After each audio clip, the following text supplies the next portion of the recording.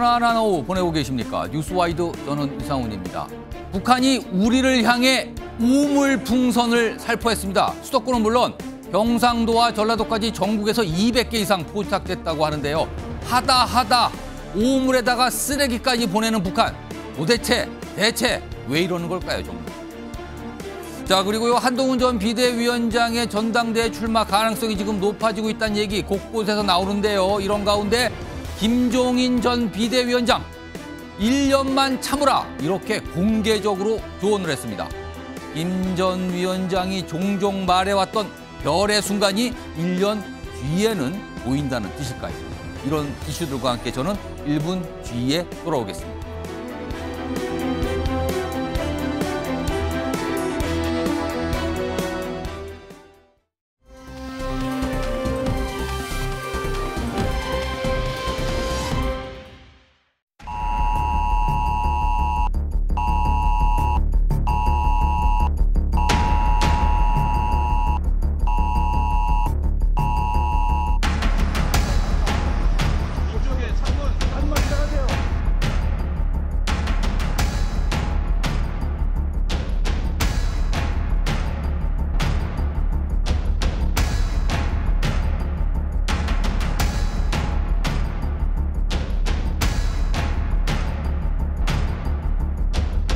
북한은 어제 야간부터 다량의 풍선을 대한민국에 살포하고 있습니다. 현재까지 확인한 바로는 오물, 쓰레기 등이 포함되어 있으며 관련 기관에서 정밀 분석 중에 있습니다. 모든 책임은 전적으로 북한에게 있으며 북한의 반인륜적이고 저급한 행위를 즉각 중단할 것을 엄중히 경고합니다. 자, 저급한 행위 좀 제발 좀 하지 맙시다. 우리 군 당국이 이제 북한에 그렇게 당부일까요? 경고일까요? 아무튼 이렇게 얘기를 했는데요. 어제 밤에 문자가 왔고 그 이후에 오늘부터 해가 밝고 오늘부터 곳곳에서 뭔가 발견되고 있거든요. 화면 좀 보겠습니다. 화면 보시면요. 저게 저렇게 생긴 풍선이에요. 한 2개 정도 매달리고 뭐가 큼지막한 게 매달려 있는데 거기 보면 옆에 매달려 있는 내용이 오늘 떨어졌거든요. 많이. 그럼 보면은 무슨 온물, 비누 뭐 이런 거에서 뭐 북한에서 만든 것 같은 무슨 비닐, 이게 뭐래? 비닐 조각입니까? 이런 거하고 그리고 오른쪽 보면은 무슨 약간 쓰레기 같은 게 잔뜩 들어있다 그러는 거예요. 그래서 북한이 며칠 전에 보낸다고 미리 살짝 얘기를 했는데 이런 거예요. 수많은 휴지장, 오물짝 곧 한국에 살포할 것. 대북전당 우리가 이제 보내는 거, 우리 쪽에서 보내는 거에 대한 맞대응 뭐 이런 얘기했고요. 그리고 오늘 군 당국에서 지금 보면 전국에 200여 개, 전국에서 200여 개 발견인데요. 뭐 강원, 경기, 경상, 전라 뭐 다 해요. 제주도 빼고 다 갔군요, 지금. 그리고 저급한 행위 중단할 것 경고한다. 방금 전에 들으셨죠. 자, 오늘 이 얘기 오늘 패널 3분 우선 모셨는데요. 먼저 안지성 변호사. 예. 아니 도대체 풍선에 뭘 담아 보낸 겁니까, 지금? 그러니까 이게 뭐 아직 정확히 밝혀진 바는 없지만은 지금 예. 보도된 바에 따르면은 뭐 휴지 쪼가리라든가 뭐 오물 같은 걸 좀 담아서 보냈다고 합니다. 오물은 뭐예요? 뭐 쓰레기를 말하는 것 같은데요. 다행인 거는 뭐 액체류는 아니었던 걸로 확인이 되긴 지금 하는데. 화면에 자막 나오면 분변이면 이게 그러니까요. 인변 아니면 뭐 축변 뭐 이런 건가요? 이런 걸 보냈다고요? 그러니까 사실 이게 B라는 보낸 적이 많았었는데 예. 이런 식으로 정말로 뭐 오물을 보낸 적은 사실 처음으로 제가 기억하고 있는데 이게 사실은 떨어지게 되면 또 우리 국민들한테 또 대인 피해라든가 대물 피해도 발생할 수 있는 그렇겠죠. 저게 부분들이라서. 무게도 있을 테고요. 일단 지저분한 거잖아요, 저게. 예. 그러면은. 저런 것들 또 근데 저런 기술력이 있다는 것도 새삼 좀 놀랍긴 합니다. 이 풍선에다가 저 무거운 것들 매달아서 남한까지 보냈다는 것도 참 대단하기도 하고. 예. 예. 지금 분변 얘기가 나오니까 오늘 이 소식 접하신 분 몇몇 분이 저한테 말씀하시는 게 아니 이게 분변이라는 게 이게 오물, 뭐 분변 이건데 자칫 거기에 무슨 균이라든가 뭐 안 좋은 거라도 있으면 어쩔 거냐고 이런 그렇죠. 말씀 걱정하신 분 있더라고요. 그렇죠. 이게 뭐 화학 전쟁이라는 게 사실 별게 아니거든요. 이게 뭐 인체에 유해한 물질을 사실은 어떤 불상의 방법으로 유포를 예. 뭐 살포를 하면 그게 뭐 화학 전쟁이 되는 건데 이게 사실 그 안에 지금 들어있는 게 어떤 성분인지 아직 파악이 안 돼 있는 거라 예. 군 당국에서도 해당 물체를 발견하면 절대 만지지 말고 꼭 경찰에 신고하라 이렇게 지금 주의를 주고 있는 상황이거든요. 예, 예, 그렇습니다. 아니 이른바 이제 삐라 전단지 형태 삐라 같은 거를 많이 보는데 이거다 오물 그리고 무슨 비닐봉지 같은 쓰레기를 잔뜩 섞어서 지금 뿌리고 있는 거예요. 김종욱 전 청와대 행정관 나와 계신데요. 아니 지금 가만히 시점을 보니까 그러니까 26일 날 경고를 했고요. 그리고 어제 밤에 경보가 있으니까 그 전에 이제 뭐가 날라오기 시작한 거잖아요. 그럼 어제 오후부터 불었다고 봐야 되는 건데 위성 발사 실패한 직후예요. 시점으로 보면.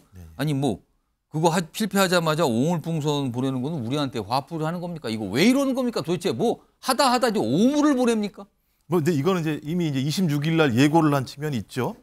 소위 남쪽에서 대북 전단을 살포를 했기 때문에 거기에 대한 대응 체계로 하겠다고 얘기를 했었고 제가 볼 때 세 가닥이 온 것 같아요. 하나 이제 정찰 위성 발사한 게 실패한 측면이 분명히 있지 않습니까? 그다음에 이제 오물이라고 하는 것 전단이랑 이렇게 엮어서 풍선으로 내려온 거 하나하고 그다음에 전파 교란 공작도 했다라고 얘기를 해요. 지금 뭐 GPS 교란 뭐 이런 이것도 지금 있죠, 보도가 나온 상황인데, 근데 이제 이게 북한이 뭐라고 얘기했냐면 남북 관계가 이제 적대적 교전 중인 두 국가 관계다라고 얘기를 했었습니다.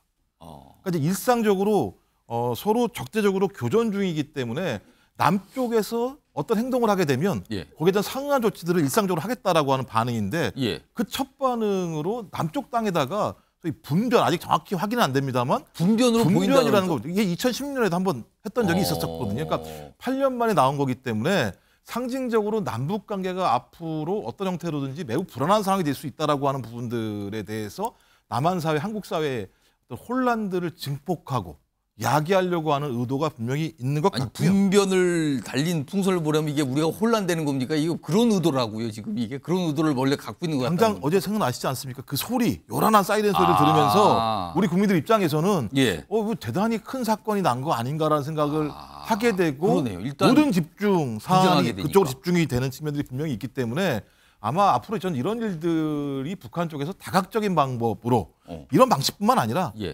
우리는 이미 교전 중인 상태에 있는 국가라는 사실들을 계속 다양한 시그널로 보낼 거라는 생각이 듭니다. 아니 그러면 그러니까 우리 민간 단체들이 북한의 대북 뭐 전단 이런 거 담고 뭐 여러 가지 뭐 CD라든가 영상물이 담겨 있는 뭐 이런 칩 같은 게 있는 풍선을 보내잖아요. 그럼 뭐 옛날부터 그랬어요. 근데 그거에 대응하는 게 1차적 목적이라 보이는데 아니 그러면 상응한 조치를 하려면 김종욱 중위원장과 아니 북한도 그래 전단지 B라는 알겠어요. 그럼 북한을 체제 선전하는 뭐 CD라도 좀 주든가 뭐 같이 섞지지 왜 오물을 보냅니까? 북한이라는 나라가 자기 나라의 체제를 선전하면 한국 사회에 있는 국민들이 옳다구나 하면서 이렇게 생각하겠습니까? 거기 다 알고 있는 상황이죠. 근데 북한이 가장 힘들어하는 게 뭐냐면요. 한국 사회의 발전된 모습 자체가 북쪽으로 전파되면 체제와 가장 중요한 문제인 마음이 흔들려요. 이 문제를 가장 중대하게 보고 있습니다. 그래서 남한의 문화를 전파하게 되면 북한 사회에서는 가장 높은 처벌을 하는 상황이 분명히 벌어지거든요. 그러니까 당연히 이쪽에서 날아가는 부분들은 체제를 균열시키는 마음을 움직이는 거지만 위에서 내려오면 우리는 마음이 안 움직이잖아요. 그렇죠. 그러니까 제가 볼 땐 분변 이런 걸 통해서 소위 한반도가 매우 위중한 상황이다라는 사실들을 갖다가 그런 아주 극단적인 물건을 통해서 확인시켜 주려고 하는 비대칭적인 공격이죠. 따지고 보면 이것도 일종의. 지금 비대칭이라 그러는데 우리 군 당국은 이제 저급한 짓을 좀 그만하라 이렇게 얘기했잖아요. 이게 보내다 이제 오물을 들어있는 그런 풍선에 매달아서 그걸 보내고 있으니 말입니다. 이와 관련해서요. 과거에 2016년에도 뭐 그때도 비슷한 걸 보냈다 그러네요. 그때는 박근혜 정부 당시 아닙니까? 그때 당시 군의 설명 좀 들어보겠습니다. 북한은 16년부터 18년까지 남쪽으로 전단을 살포하였으며 우리 국민들에게 피해를 입힌 바 있습니다. 특히 16년도에는 풍선에 오물을 넣어 보내는 등 저급한 행동을 한 바 있어서 국민 여러분께서는 북한 풍선으로 보이는 물체를 발견하셨을 경우에는 군부대나 경찰로 신고해 주시기 바랍니다. 자, 이 내용 좀 정리해 볼까요? 2016년에도 그랬다는 전례가 있네요. 지금 보니까요. 화면 보시면요. 최인전 변호사 봐주세요. 지금 보낸 게요. 밑에 글씨부터 좀 보겠습니다. 2016년에 북한의 대남 오물 풍선으로 차량 및 주택 지붕 등이 파손된 사례가 있었다. 이게 뭡니까? 맨 왼쪽에 있는 거는 무슨 CD로 보이죠? 북한 내에서 있는 무슨 뭐 위대한 뭐 명절 뭐 이런 거 써 있는데 아마 선전물 같죠? 그리고 가운데 있는 건 뭡니까 이게? 이게 삐라가 담겨 있는 것 같은 내용이고요. 그렇습니다. 그리고 박근혜 전 대통령이 이렇게 뭐 울고 있는 그런 모습이 이거를 북한에서 뭔가 그래서 보내. 그 옆에 마지막에 오른쪽은 뭡니까 이게? 그게 바로 청와대를 뭐라고 쓴 겁니까? 똥화대 이렇게 뭐 있는 그대로 읽었겠습니다. 똥화대라고 얘기를 하고 청와대에 서식하는 박근혜 똥벌레 뭐 이렇게 지금 하면서 보수 정권에 대해서 굉장히 비판하는 것이죠. 저게 삐라인데 그거를 비닐에다가 비닐봉지에 담아서 저렇게 보낸 것 같네요. 지금 제가 미뤄 짐작컨대 아까 예. 뭐 그 청와대를 똥화대라고 했는 거 안에 예. 아까 얘기한 것처럼 분변이 들어있을 가능성이 상당히 높아 보이는데요. 그렇게 하면서 상당히 어떻게 보면 정치적으로 자유 보수 우파의 정권을 비판하는 그 어떤 내용 아니겠습니까? 근데 표현이 참 저도 특히 저녁 시간에 이런 얘기 한다는 사실 자체가 저 또한 좀 제 입이 지저분해지는 것 같아서 안타까운데요. 뭐 제가 북풍, 총풍은 들어봤어도 똥풍이란 건 지금 처음 들어보는 것 같습니다. 변풍이라고 하죠. 변풍이랄까요? 결국은 이런 그 분변은 뭡니까? 대한민국 국민에 대한 모욕을 담는 것 아니겠습니까? 모욕. 예전에 보면은 멜 깁슨이 나왔는 어떤 그 영화 어떻게 보면 자유를 부르짖을 때 보면은 상대방이 엉덩이를 하면서 보이는 그런 부분이 있지 않습니까? 이게 황산벌 같은 경우에도 보면은 영화 보면은 상대방에 대해서 모욕적 의미로서 엉덩이를 까는 그런 모습. 결국 대한민국 정부에 대한 이번 특히 자유우파 보수 정부에 대한 모욕적인 어떤 느낌을 담았다라고 보는 것이 저는 합리적인 해석이 아닐까 싶습니다. 지금 영화 말씀하시는 거의 뭐 삼국시대 아니면 뭐 중세 얘기 아닙니까? 예, 그런데 지금 21세기에 이런 얘기를 한다는 것이 너무 어처구니가 없는데요. 예. 북한에 우리가 보내는 것은 뭐냐면은 1달러, 달러. 그리고 쌀도 보냅니다. 오. 실질적으로 북한 사람들이 먹고 생활할 수 있는 유익한 것. 직접적으로 도움을 줄 수 있는 그렇죠. 거네요. 그런 걸 보내는데 그거에 대한 답으로 분변을 보냅니까? 이게 참 보면은 저급하다는 말씀 자체도 정말 부족하다라고 생각을 하는데요. 지난 2016년 같은 경우에 예. 보수 우파 정권이었는데 그동안 없다가 또다시 자유 우파 정권이 들어서니까 북한이 어떻게 보면은 대북 대남 심리전을 한다는 또 정권을 좀 가려가면서 보내는 것 같네요. 그런 보니까. 느낌이 상당히 간 것 아니겠습니까? 알겠습니다. 지금 아까 제가 방송 시작할 때 한 200개 이상인데요. 지금 숫자가 자꾸 늘어나요. 지금 전국에서 260개 이 정도까지 지금 발견됐다 그러네요. 이거 더 늘어나겠네요. 뭐 굉장히 많이 보낸 것 같습니다. 지금 4시 기준 260개니까요. 어제 와서 대부분 다 떨어진 것 같아요. 지금은요. 또 떠 있는 게 어딘지 모르겠지만 다 내려왔군요. 근데 저거 다 수거해서 또 분석하려면 또 시간 좀 걸리겠습니다. 근데 아마 이게 분변 보낸 이유 중에 하나가 뭐냐면요. 예. 5월 28일 날 유엔 군축회의에서 예. 북한이 뭐라고 얘기했냐면 이제 동족이란 개념은 없다라고 얘기를 해버렸어요. 그러니까 남쪽에 있는 우리 국민들은 동족이 아닌 거예요. 동족 아니다 이제. 그러니까 통일도 없고 화해도 없고 동족도 없다라고 얘기했어요. 그래서 분별로 보낸. 그래서 이제 공식적으로 이제 그 국제회의에서 북한이 이렇게 얘기를 했기 때문에 남쪽에 있는 우리 국민들은 동족이 아니니까 예. 동족이 아닌 자들 같은 경우는 소위 말하는 보수 정부에 있는 국민들 아니겠습니까? 예. 그냥 그렇게 분변을 보내는 거죠. 그런 식으로. 그러니까 이게 적대 또는 모욕 뭐 이런 걸 의도한 거 아니냐 뭐 이런 건데요.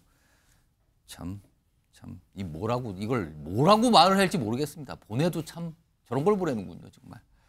자, 이런 가운데요.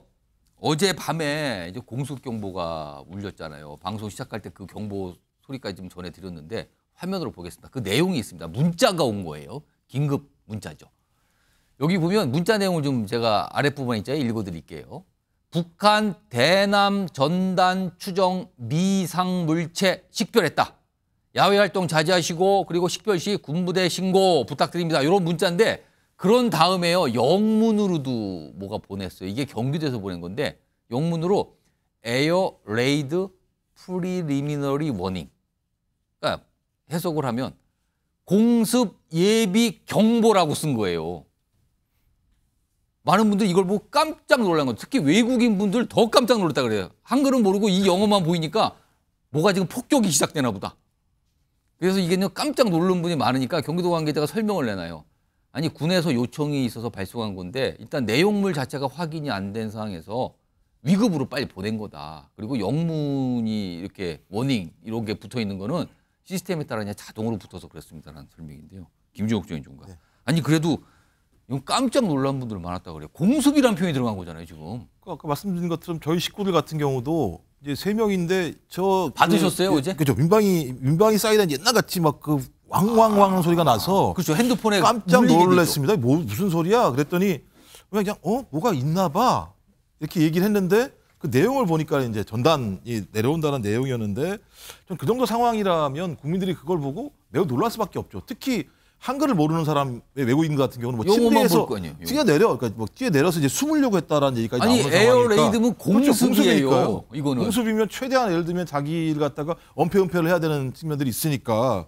근데 설명이 참 웃기긴 해요. 그러니까 이런 대남전단이라는 이 단어가 없어서 항공기를 넣었더니 자동으로 붙었다. 에어레이드라고 하는 게 이런 식의 설명을. 이건 약간 좀 이게 이 상황이 설정이 좀 다른데 이거. 그다음에 이제 더 다르게 설명하는 건 낙하물이 미상의 물체이기 때문에 그 안에 뭐 예를 들면 오물이 있을지 아니면 생화학 무기가 있을지 그렇죠. 혹시 알수 약간의 없고. 무기가 있을 수도 있으니까. 그다음에 이제 옛날에 이제 사람이 맞거나 뭐 어떤 예. 뭐 창문 같은 데 맞을 수도 있다. 그리고 또 야간이기 때문에 식별이 불가능하니까 상당히 좀 높은 등급으로 올려보냈다라고 얘기하는데 이 사례가 분명히 있었습니다. 2016년 작년이죠. 작년에도 서울시에서 예. 모발령되는 바람에 국민들한테 엄청나게 많은 예를 들면 비난을 당했던 예. 시민들이 있어요. 전 그래서 적어도 이 사안 자체, 특히 분단 상황에서 북한에 의해서 제기되고 있는 사태에 대해서 이 공습이라는 느낌을 주게 되면 그러게요. 국민들이 엄청나게 혼란을 받을 수밖에 없는 상황이기 때문에 예. 이 체제 정비를 해야 되는데요. 위기관리센터가 2003년도에 처음으로 예. 만들어졌습니다. 그러다가 이제 MB 정부 때 없었다 다시 만들어지게 되고 또 청와대가 이제 용산으로 이전하면서 또 여러 가지 문제가 있었는데요. 좀 정비할 필요가 있어요. 북한이 아까처럼 이 적대적 교전 중인 두 국가 관계로 얘기한 상황에서 북한이 이런 행위들이 앞으로 반복적으로 벌어질 가능성이 높거든요. 그러게요. 그렇다면 우리 국민들이 여기에 현명하게 대처하기 위해서라도 예. 이런 어떤 공습이 아닌 다양한 사안에 대해서는 충분히 국민들이 식별을 쉽게 할 수 있을 만한 방법들을 빨리 만들어서 좀 매뉴얼할 필요가 있고 국민들한테 미리 좀 예. 숙지하게 알려주게 할 필요가 있다고 생각을 합니다. 그러니까 한글로 적혀 있는 거는 알겠어요. 근데 이제 영문으로 적혀 있는 게 너무 엄청난 내용이 적혀 있으니까 깜짝 놀랐다고 하는데 자, 그렇고요. 최인현 변호사. 그런데 이 북한이 뭐 다행히 지금까지 어떤 피해는 얘기는 뭐 신고가 아직 되는데 향후에 또 만약에 보내서 저런 이상한 또 쓰레기하고 오물을 잔뜩 보냈는데 사실 그게 낙하할 경우에 사람이 다치거나 물건이 파손될 수도 있거든요. 그런 경우에는 이거 어떻게 됩니까? 억울해서 어떡합니까 이거는? 근데 이미 피해가 발생했다는 신고가 있는 것 같습니다. 그렇습니까? 이게 그 경기도가 아니고 이게 날고 날아서 경상북도 영천에 있는 한 농가, 특히 비닐하우스에 이게 떨어져 가지고 비닐하우스가 손상됐다는 것 아니겠습니까? 그럼 갑자기 하늘에서 이게 어떻게 보면은 똥탄이 떨어진 거 아닙니까? 그걸로 인해 가지고 어떤 피해를 봤다고 하면은 국가를 상대로 소송을 할까? 어떻게 보면 이것은 천재지변이라고 볼 수도 있기 때문에 국가가 배상을 해야 될 가능성은 낮아 보입니다. 다만 북한 스스로 북한에서 해서 남한으로 보냈고 했다는 사실 자체를 스스로 밝히고 있지 않습니까? 그렇다고 하면은 북한을 상대로 소송하는 방법도 있습니다. 실제 2020년 지금으로부터 한 4년 전에 탈북한 북한 포로, 국군 포로들이 김정은과 조선인민민주주의 공화국을 상대로 소송을 제기를 했고 예. 그 소송에 서울중앙지방법원에서 원고선을 들어줬습니다. 예. 그 결과 어떻게 했냐면은 임종석 전 청와대 비서실장이 만들어서 있던 경문협 예. 남북 경제문화교류협력재단에 있는 이 북한 저작권 이용료를 했는 몇십억이 있는데 예. 그 재단에 대해서 압류해서 돈을 가지고 온 케이스가 있습니다. 만약에 정말 이분들 이번 이 피해를 입었던 농민이 원한다고 한다고 하면은 김정은을 상대로 해서 손해배상 청구를 소송을 하고 아까 얘기 드렸던 남북 경문협을 상대로 해서 강제 집행을 해서 돈을 가져오는 방법도 있을 텐데 그것보다는 대한민국 정부에서 어쨌든 간에 이 부분에 대해서는 영농 지원을 한다든가 할 필요가 있는 것이 아닌가 생각합니다. 알겠습니다.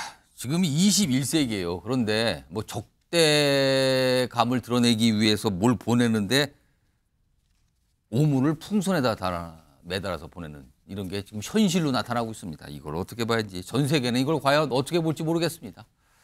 자, 이 주제 첫 번째로 좀 전달해 드렸고요. 다음 이슈는요. 영상으로 준비되어 있습니다. 확인해 보시죠. 오늘 있는 신문을 잘 받겠습니다. 진심으로 죄송합니다. 매니저한테 직접 증거 인멸해달라고 부탁하신 거 맞으세요? 죄송합니다. 우리 매니저한테 허위 자백 왜 지시하신 건가요? 조직적으로 범행 은폐했다는 지적에 대해서 어떻게 생각하세요? 아무런 말씀 안 하실 생각이신가요? 혹시 김호중 씨가 부탁하진 않았나요? 증거 인멸해달라고? 자, 지금 뭐 김호중 씨와 관련된 여러 가지 논란들 계속 있고요. 여러 가지 많은 보도들도 좀 되고 있거든요. 일단 그와 관련된 내용 좀 하나씩 짚어볼 텐데요. 첫 번째 내용 좀 보겠습니다. 자, 내용 좀 보겠습니다.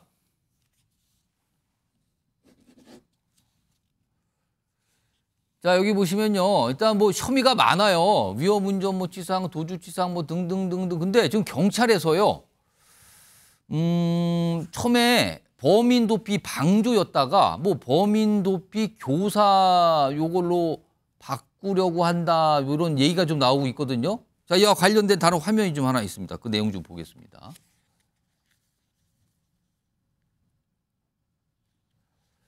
자, 최근에 보면은요, 지금 이게 두 가지 내용이 들었는데, 이 중간에 있는 내용.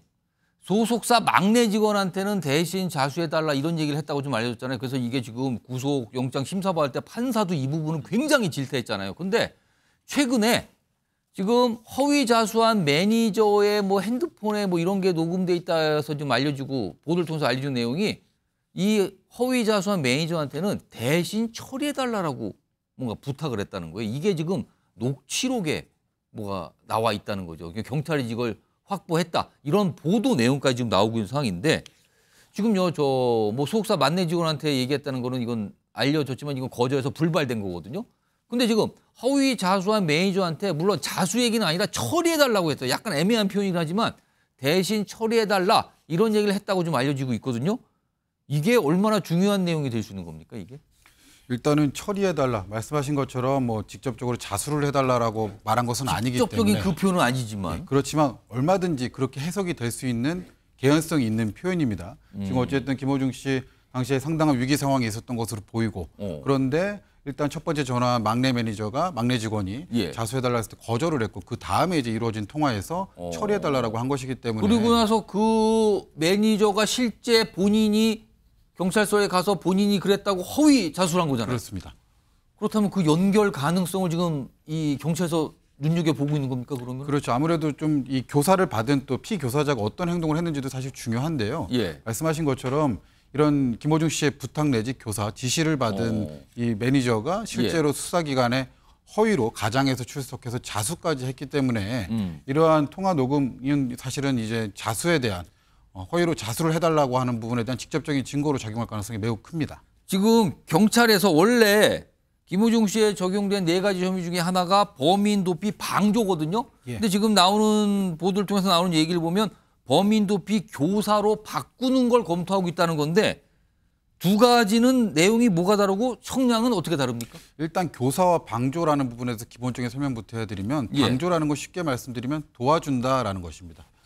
교사라고 하는 것은 이제 방조 수준을 넘어서서 이제 지시하거나 시켰다라고 보면 되는 거거든요. 근데 지금 사실 지금 알려진 내용에 따르면 어쨌든 그 매니저한테 자수를 해달라 아니면 처리를 해달라라고 직접 지시를 한 정황이 직접 증거로서 포착이 됐기 때문에 이제 교사로 볼 수 있는 것이고요.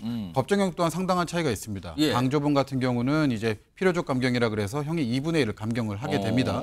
교사범 같은 경우는 정범과 동일한 처벌을 받게 됩니다.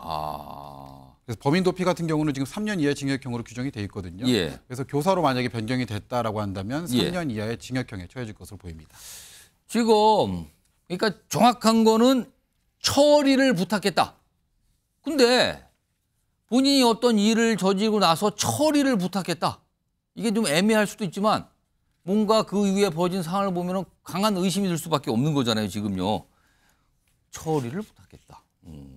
지금 방금 영상이 나왔는데 다시 한번 확인해 볼까요? 사고 직후에 김호중 씨가 통화하는 모습이 좀 잡혀 있잖아요. 그 영상 다시 한번 보죠. 지금 계속 전화기를 들면서 얘기를 하고 있어요. 과연 요 때는 과연 무슨 얘기를 했을까? 그리고 계속 통화를 하는 모습이 CCTV에 잡혀 있습니다, 지금요. 과연 누구에게 무슨 얘기를 지금 하는 순간이었을까, 저게. 이겁니다, 지금요. 자, 그런데요. 자, 김호중 씨가 그 매니저에게 전화로 처리를 부탁한다. 이 얘기를 했다는 거잖아요. 그런데요. 앞서서 소속사 대표는 약간 다르게 얘기합니다. 화면 보겠습니다. 여기 보시면요. 소속사 대표가 지난 16일이거든요. 소속사 대표인 제 지시로 그 허위 자수한 매니저가 경찰서에 대리 출석했다. 본인이 시켰다라고 얘기했어요. 그런데 지금요. 뭔가 김호중 씨 나오는 정황을 보면은 매니저에게 대신 뭔가 처리해달라고 부탁을 했다는 거잖아요. 이게 정확하게 뭐 자수를 부탁한 건지 아니지만 뭔가 의심스러운 조항이잖아요. 이건 좀 이걸 일단 어떻게 봐야 되는지 하고 만약에 그러면은 소속사 대표는 자기가 시켰다 그랬잖아요. 그게 아닌 걸로 밝혀지게 된다면 소속사 대표는 어떻게 되는 겁니까? 결국 시킨 것이 아니고 결국 이 사안은 사실관계를 밝혀봐야 되긴 되는 것 같습니다. 예. 무슨 말씀이냐면은 김호중 씨가 있고 소속사 대표가 있고 예. 이 매니저가 둘이 있다고 한다고 하면은 예컨대 최초에 이제 김호중 씨가 대표한테 부탁을 하니까 그 대표가 이 첫 번째 매니저한테 두 번째 매니저한테 어떤 부탁을 한 건지 아니면은 김호중 씨가 다이렉트로 매니저한테 어떤 얘기를 했는지 이런 부분은 이미 어떤 이 사람들의 어떤 진술보다는 예. 통신 조회를 통해 가지고 실질적으로 전화를 한지 여부를 지금 이미 확인했을 거란 말이에요. 보도돼서 나오는 게 경찰서에 가서 본인이 신고를 한 그 매니저와 김호중 씨가 통화를 했고 그 통화 내용은 뭔가 대신 처리해달라 이 얘기를 했다는 거예요 지금. 그렇습니다. 말씀하신 것처럼 만약에 김호중 씨가 직접 가운데 어떤 대표를 두지 않고 직접 막내 매니저한테 전화를 했더니만 저 대신 자수해줘 했더니까 무서워요. 안 돼요. 거의 거절했고. 예, 그렇게 하고 하니까 다른 매니저한테 하니까 오케이. 이렇게 된 상태에서 이 가운데 대표가 빠졌다고 하면은 예. 그러면은 어떤 범인 도피라든가 어떻게 보면 은닉과 관련해 가지고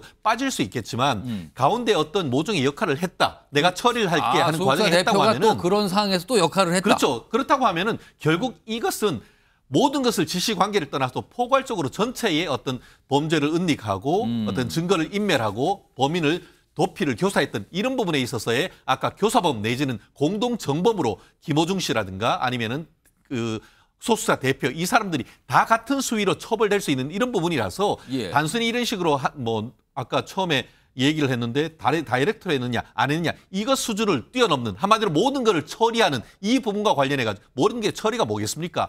김호중이 이 콘서트를 앞두고 처벌이 되지 않도록 예. 어떤 식으로 해달라. 이 지시였을 것이 합리적 의심이 되는 건 아니겠습니까? 그렇기 때문에 하나하나 띄워놓고 봐야 될 것 같지만 사실상은 이 범인을 은닉하는 과정에 있어서의 어떤 포괄적인 책임을 져야 되는 그런 관계가 된다고 저는 법률적으로 해석을 합니다. 그러면 안지성 변호사, 그러면은 지금 소속사 대표는 범인 도피 교사 혐의가 적용이 됐는데 네.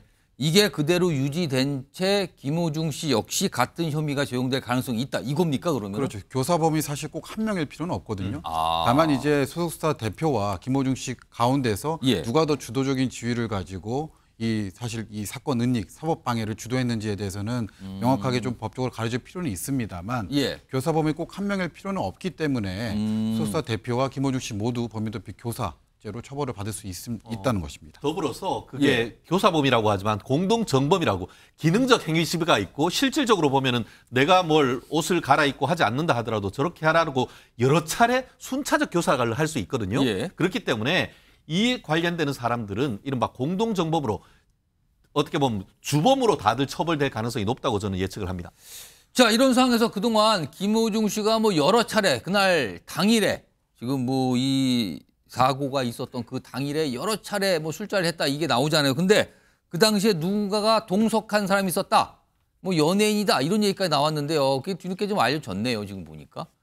김호중과 동석했던 인물은 두 분이 있네요. 개그맨 정찬호 씨, 그다음에 가수 길 이렇게 돼 있는데 일단 정찬호 씨 관련해서는 소속사가 이렇게 김호중 씨 소속사가 이렇게 밝혔어요.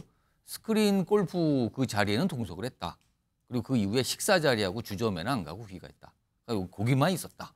그리고요 길 씨 관련해서는요 그 측근이라는 분들이 이제 언론에 설명을 해놓은 게 뭐 음악 의뢰 받아서 처음 만났고 자리를 마치고 택시로 귀가했다. 같이 했는데 택시로 귀가했다. 그리고 뭐 경찰에서 조사를 했는데 음주운전 방조 등은 혐의 없다. 이렇게 좀 판단을 하고 있나 봅니다. 안지성 변호사? 예. 이분들은 뭐 정확하게 같이 있었으니까 뭔가를 봤을 거 아닙니까? 그렇죠. 일단 제가 알고 있는 바로는 정찬우 씨 같은 경우는 김호중 씨가 술 마시는 장면을 보지 못했다라고 지금 진술한 것으로 알려져 그렇게 있거든요. 진술한 걸로 알려집니까? 예. 다만 이분들께서는 뭐 연예인이라기보다는 예. 일단은 김호중 씨가 사건 초기에 다시 본인의 음주 사실에 대해서 부인을 했기 때문에 함께 술자리 내지 뭐 스크린 골프 등 동석했던 이 지인들을 참고인으로서 불러서 목격자 진술을 청취한 것으로 보입니다. 그러니까 무엇을 봤는가를 예. 경찰이 물어봤을 거라는 거죠. 예. 다만 여기서 이제 김호중 씨가 사실 음주운전까지 한 정황이 있기 때문에 이분 함께 있던 동석한 지인들이 술을 함께 먹고 김호중 씨가 본인의 차를 운전해서 귀가하는 것까지도 봤음에도 말리지 않았다라고 한다면 사실 음주운전 방조 혐의까지도 적용될 수 있는 부분이지만 알려진 사실관계에 따르면 어쨌든 당일 다시 나오기 전까지는 대리기사를 불러서 귀가한 것으로 알려져 있기 때문에 이런 부분에 대해서는 방조 혐의에 대해서는 아마 조사가 이루어지지 않았을 것으로 보입니다. 그러니까 이분들은 이제 경찰에서도 뭐 별다른 뭐 내용은 뭐 혐의는 없는 것 같다. 네네. 이렇게 일단 이렇게 판단했다 그러네요. 근데 괜히 또 동석했다고 또 이제 불똥이 튀어버려서 뭐 또 이렇게 설명을 해야 되는 상황이 됐잖아요. 이런 가운데요. 다음 좀 볼까요? 이게 며칠 전에도 알려졌는데 이게 조금씩 구체화되나 봅니다. 지금 김호중 씨 측, 그러니까 이제 변호인을 통해서 나온 얘기인데 인권위 제소 얘기가 또 나오고 있어요. 그러니까 이거예요. 귀가 관련해서 당시에 귀가할 때 뭐 지하 주차장을 통해서 다시 그냥 이렇게 비공개로 그걸 요청했는데 경찰 쪽에서 현관으로 나가겠다 뭐 이 문제잖아요. 귀가 관련 정보 비공개 이거 공보 규칙 문제 제기해서 이거를 인권위에 제소 검토하고 있다. 이런 얘기가 나오는데 근데요, 이 변호인이 이런 얘기를 꺼내면서 이런 얘기, 사소한 규칙이라도 어기면 아픈 선례가 반복된다. 결국 야만의 시대로 복귀한다. 그러면서 고 이성균 씨 관련된 내용을 언급했다고 또 알려지고 있거든요. 김종욱 중행정관. 이거 제소한 인권위에 이제 호소를 하겠다는 거잖아요. 이게 경찰이 잘못했다. 뭐 이런 취지일 거 아니에요. 그럼 이거 어떻게 보십니까? 제가 뭐 조심스럽습니다만 좀 변호사를 바꾸셔야 되지 않을까 이런 생각이 들어요. 아, 그래요? 왜냐하면 이제 맨 처음에도 이게 문제가 뭐냐면 이게 의혹입니다만 공연을 강행하기 위해서 거짓말을 한 측면이 있다는 얘기가 있는 거잖아요. 그러니까 이익을 계속 확보하려고 했던 측면이 분명히 있는 건데 예. 이성균 씨 사건 같은 경우를 보더라도 그런 거잖아요. 본인이 그러니까 자신에게 어떤 사건에 특정하게 과도하게 집중되면서 그 사람을 매도하려고 하는 측면들이 있다. 그래서 사건의 본질과 무관하게 그 사람의 죄질이 더 큰 것처럼 만드는 측면이 있어서 본인 사건도 그런 식으로 몰고 가고 있는 거 아닌가라고 하는 소위 이제 가해자임에도 불구하고 피해자 코스프레를 통해서 자신의 범죄에 대한 동정 여론을 만들려고 하는 거 아닌가 이런 생각이 들거든요. 그런데 지금 여론이 그렇지 않단 말이에요. 제가 볼 땐. 그러니까 이건 명징한 사실관계를 밝혀서 거기에서 자신의 위법 여부를 최소화하려고 하는 노력을 해야 되는데 예. 변호사가 얘기하는 건 오히려 동정 여론이 아니라 여론을 악화시키는 발언들을 하고 있다는 생각이 들고요. 뭐 대한민국 국민 누구라도 이제 인권위에 진정할 수 있고 헌법소원을 갖다가 청구를 할 수 있습니다만 예. 지금 상황에서 이런 행위를 한다고 얘기해서 소위 인권위에서 시정 공고가 나오거나 헌재에서 여기에 합당한 위헌 여부가 나올 거라 생각이 들지 않고 예. 뭐 이런 행위를 하게 되면 저는 오히려 국민들이 웃지 않을까요? 아니 자신의 잘못을 뉘우치기는커녕 예. 오히려 동정 여론을 만들거나 사태를 다른 곳으로 끌고 가려고 하는 것이 아닌가라는 생각이 들기 때문에 예. 저는 김호중 씨나 김호중 씨 소속사 같은 경우는 변호사를 바꾸시는 게 더 낫다는 생각이 들 때도 있어요. 최인영 변호사. 네. 일단 인권위에 제소한 건 아니지만 검토하겠다고 그러거든요. 만약에 제소가 이루어지면 정식 명칭은 뭐 제소 아니고 다른 표현을 쓴다 그러는데 아무튼 인권위에 뭔가 호소하게 되면 인권위가 그걸 받아줄 가능성은 어떻게 보십니까? 통상 인권이 진정한다 그렇게 진정. 얘기 많이 하죠. 근데 예. 실질적으로 이런 사안에 대해서 진정한다고 어떤 결과가 나올지에 대해서는 좀 의문인데요. 뭐 진정할 가능성이 있다는 것이 실제로 진정까지 나갈지에 대해서는 의문입니다. 왜냐하면은 지금 규정이 보면은 그 경찰 공보규칙 15조에 귀가 관련 정보를 공개해서는 안 된다라고 돼 있다는 거예요. 예. 그런데 귀가에 관한 정보를 공개해서는 안 된다는 건 뭐냐면은 기자들한테 오늘 누가 뭐 홍길동이 몇 시에 나갑니다. 이런 걸 알려줬다면 모르겠는데 그냥 정문으로 해서 나가세요라고 예. 했는데 그거를 귀가와 관련되는 정보를 공개했다? 그러니까 규정에 비춰봤을 때 과연 강남 경찰서가 규정을 위반했느냐라고 봤을 때는 저는 그럴 가능성이 별로 없다. 올 때는 밑으로 해서 그렇게 해서 그 지하로 와서 오도록 그렇게 했었지만 갈 때는 이제 수사를 마쳤으니까 정상적으로 어떻게 보면 귀가하세요라고 했는데 그 관련해 가지고 어떤 정보를 경찰에서 공개를 했다는 것이죠. 그렇다는 점에서 저와 같은 의문을 충분히 변호인은 제기를 할 수 있습니다. 예. 본인의 의뢰를 보호를 하기 위해서. 그러니까 뭐 비공개로 지하로 갈 수 있게 해달라 요청했는데 그걸 경찰에서 들어주지 않았다. 그렇죠. 이 이유로 그걸 보여요. 들어주지 않은 것과 예. 귀가에 관련 정보를 공개했는 것은 완전히 별개가 아닌가 하는 생각입니다. 아무튼 인권위까지 지금 얘기가 나와 있습니다. 이게 뭐 여러 가지 지금 갈래를 막 뻗치고 있어요. 지금 이 사안이요. 이런 가운데요. 안지성 변호사. 예. 지금 김호중 씨의 이 소속사, 그러니까 엔터테인먼트 회사, 매니지먼트 회사인데 폐업 수순이라는 얘기가 나와요. 그러면은 이것도 기업이고 회사잖아요. 예. 그 여기에 투자한 기업도 있고 뭐 개인도 있고 그런다는데 그럼 회사가 문을 닫아버리면 지금 상태에서 그 투자하신 분들은 큰 손해 보는 거 아닙니까? 그렇죠. 아무래도 회사의 그 투자자들이 가장 큰 손해, 직격탄을 맞게 될 것이고요. 또 이제 지금 알려지고 있는 지금 김호중 씨 이외에 예. 소속되어 있는 연예인들도 사실은 그렇죠. 연예 활동을 못 하게 되는 당분간은 그런 손해를 맞게 돼서 사실은 김호중 씨 이 개인의 일탈로 인해서 일탈로 표현할 수도 없겠지만은 이런 개인의 범죄 행위로 인해서 사실 너무 많은 피해자가 양산이 되고 있습니다. 예. 지금 알려진 바에 따르면 이 회사 자체는 이 대표와 최 이사 그리고 정찬우 씨가 3분의 1씩 지분을 정찬우 씨면 방금 전에 예, 지금 예. 나왔던 동석, 뭐 스크린 골프까지만 맞습니다. 동석했다는 예, 그 예. 개그맨.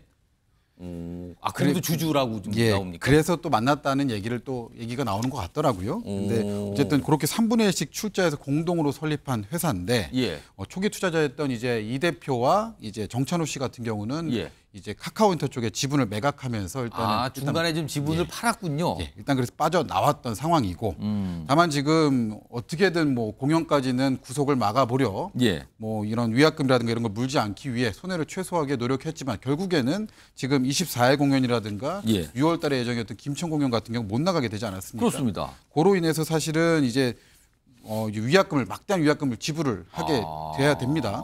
근데 이제 더 문제는 뭐냐면 이 선수금을 미리 받아놨다는 거예요.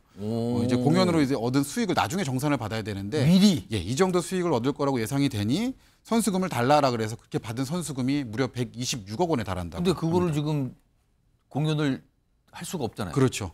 그러니까 이런 부분들도 사실 다 뱉어내야 되는 상황이 생기고 아마 이 갑절을 이제 초과하는 위약금을 뱉어내야 되는 상황이 생기겠죠.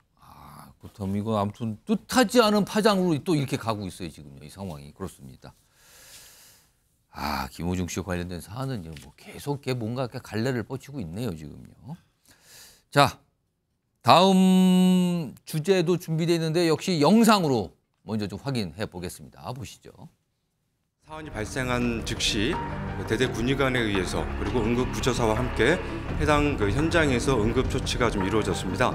수액이라든가 그다음에 체온을 또 낮추기 위한 응급 조치들이 이루어졌고 가장 가깝고 또 치료가 가능한 그런 병원으로 안내를 받아서 민간 의료원으로 응급 후송을 하였습니다. 병원 도착했을 무렵에 열이 40.5도까지 올라갔습니다. 외진을 가더라도 119 앰뷸런스가 온 상태에서 가지 않았기 때문에 아마 긴급 후송 체계로 가지 않았을 개연성이 높다. 속초의료원에서 강릉 아산병으로 이송을 합니다. 이때도 거의 열이 40도였어요. 그리고 이때면 어떻게 되냐면 근육이 녹아내리기 시작하기 때문에 신장 투석을 하는 거고요. 결국은 신장 투석도 안 되니까 폐혈성 쇼크로 사망하게 이르게 되는 겁니다.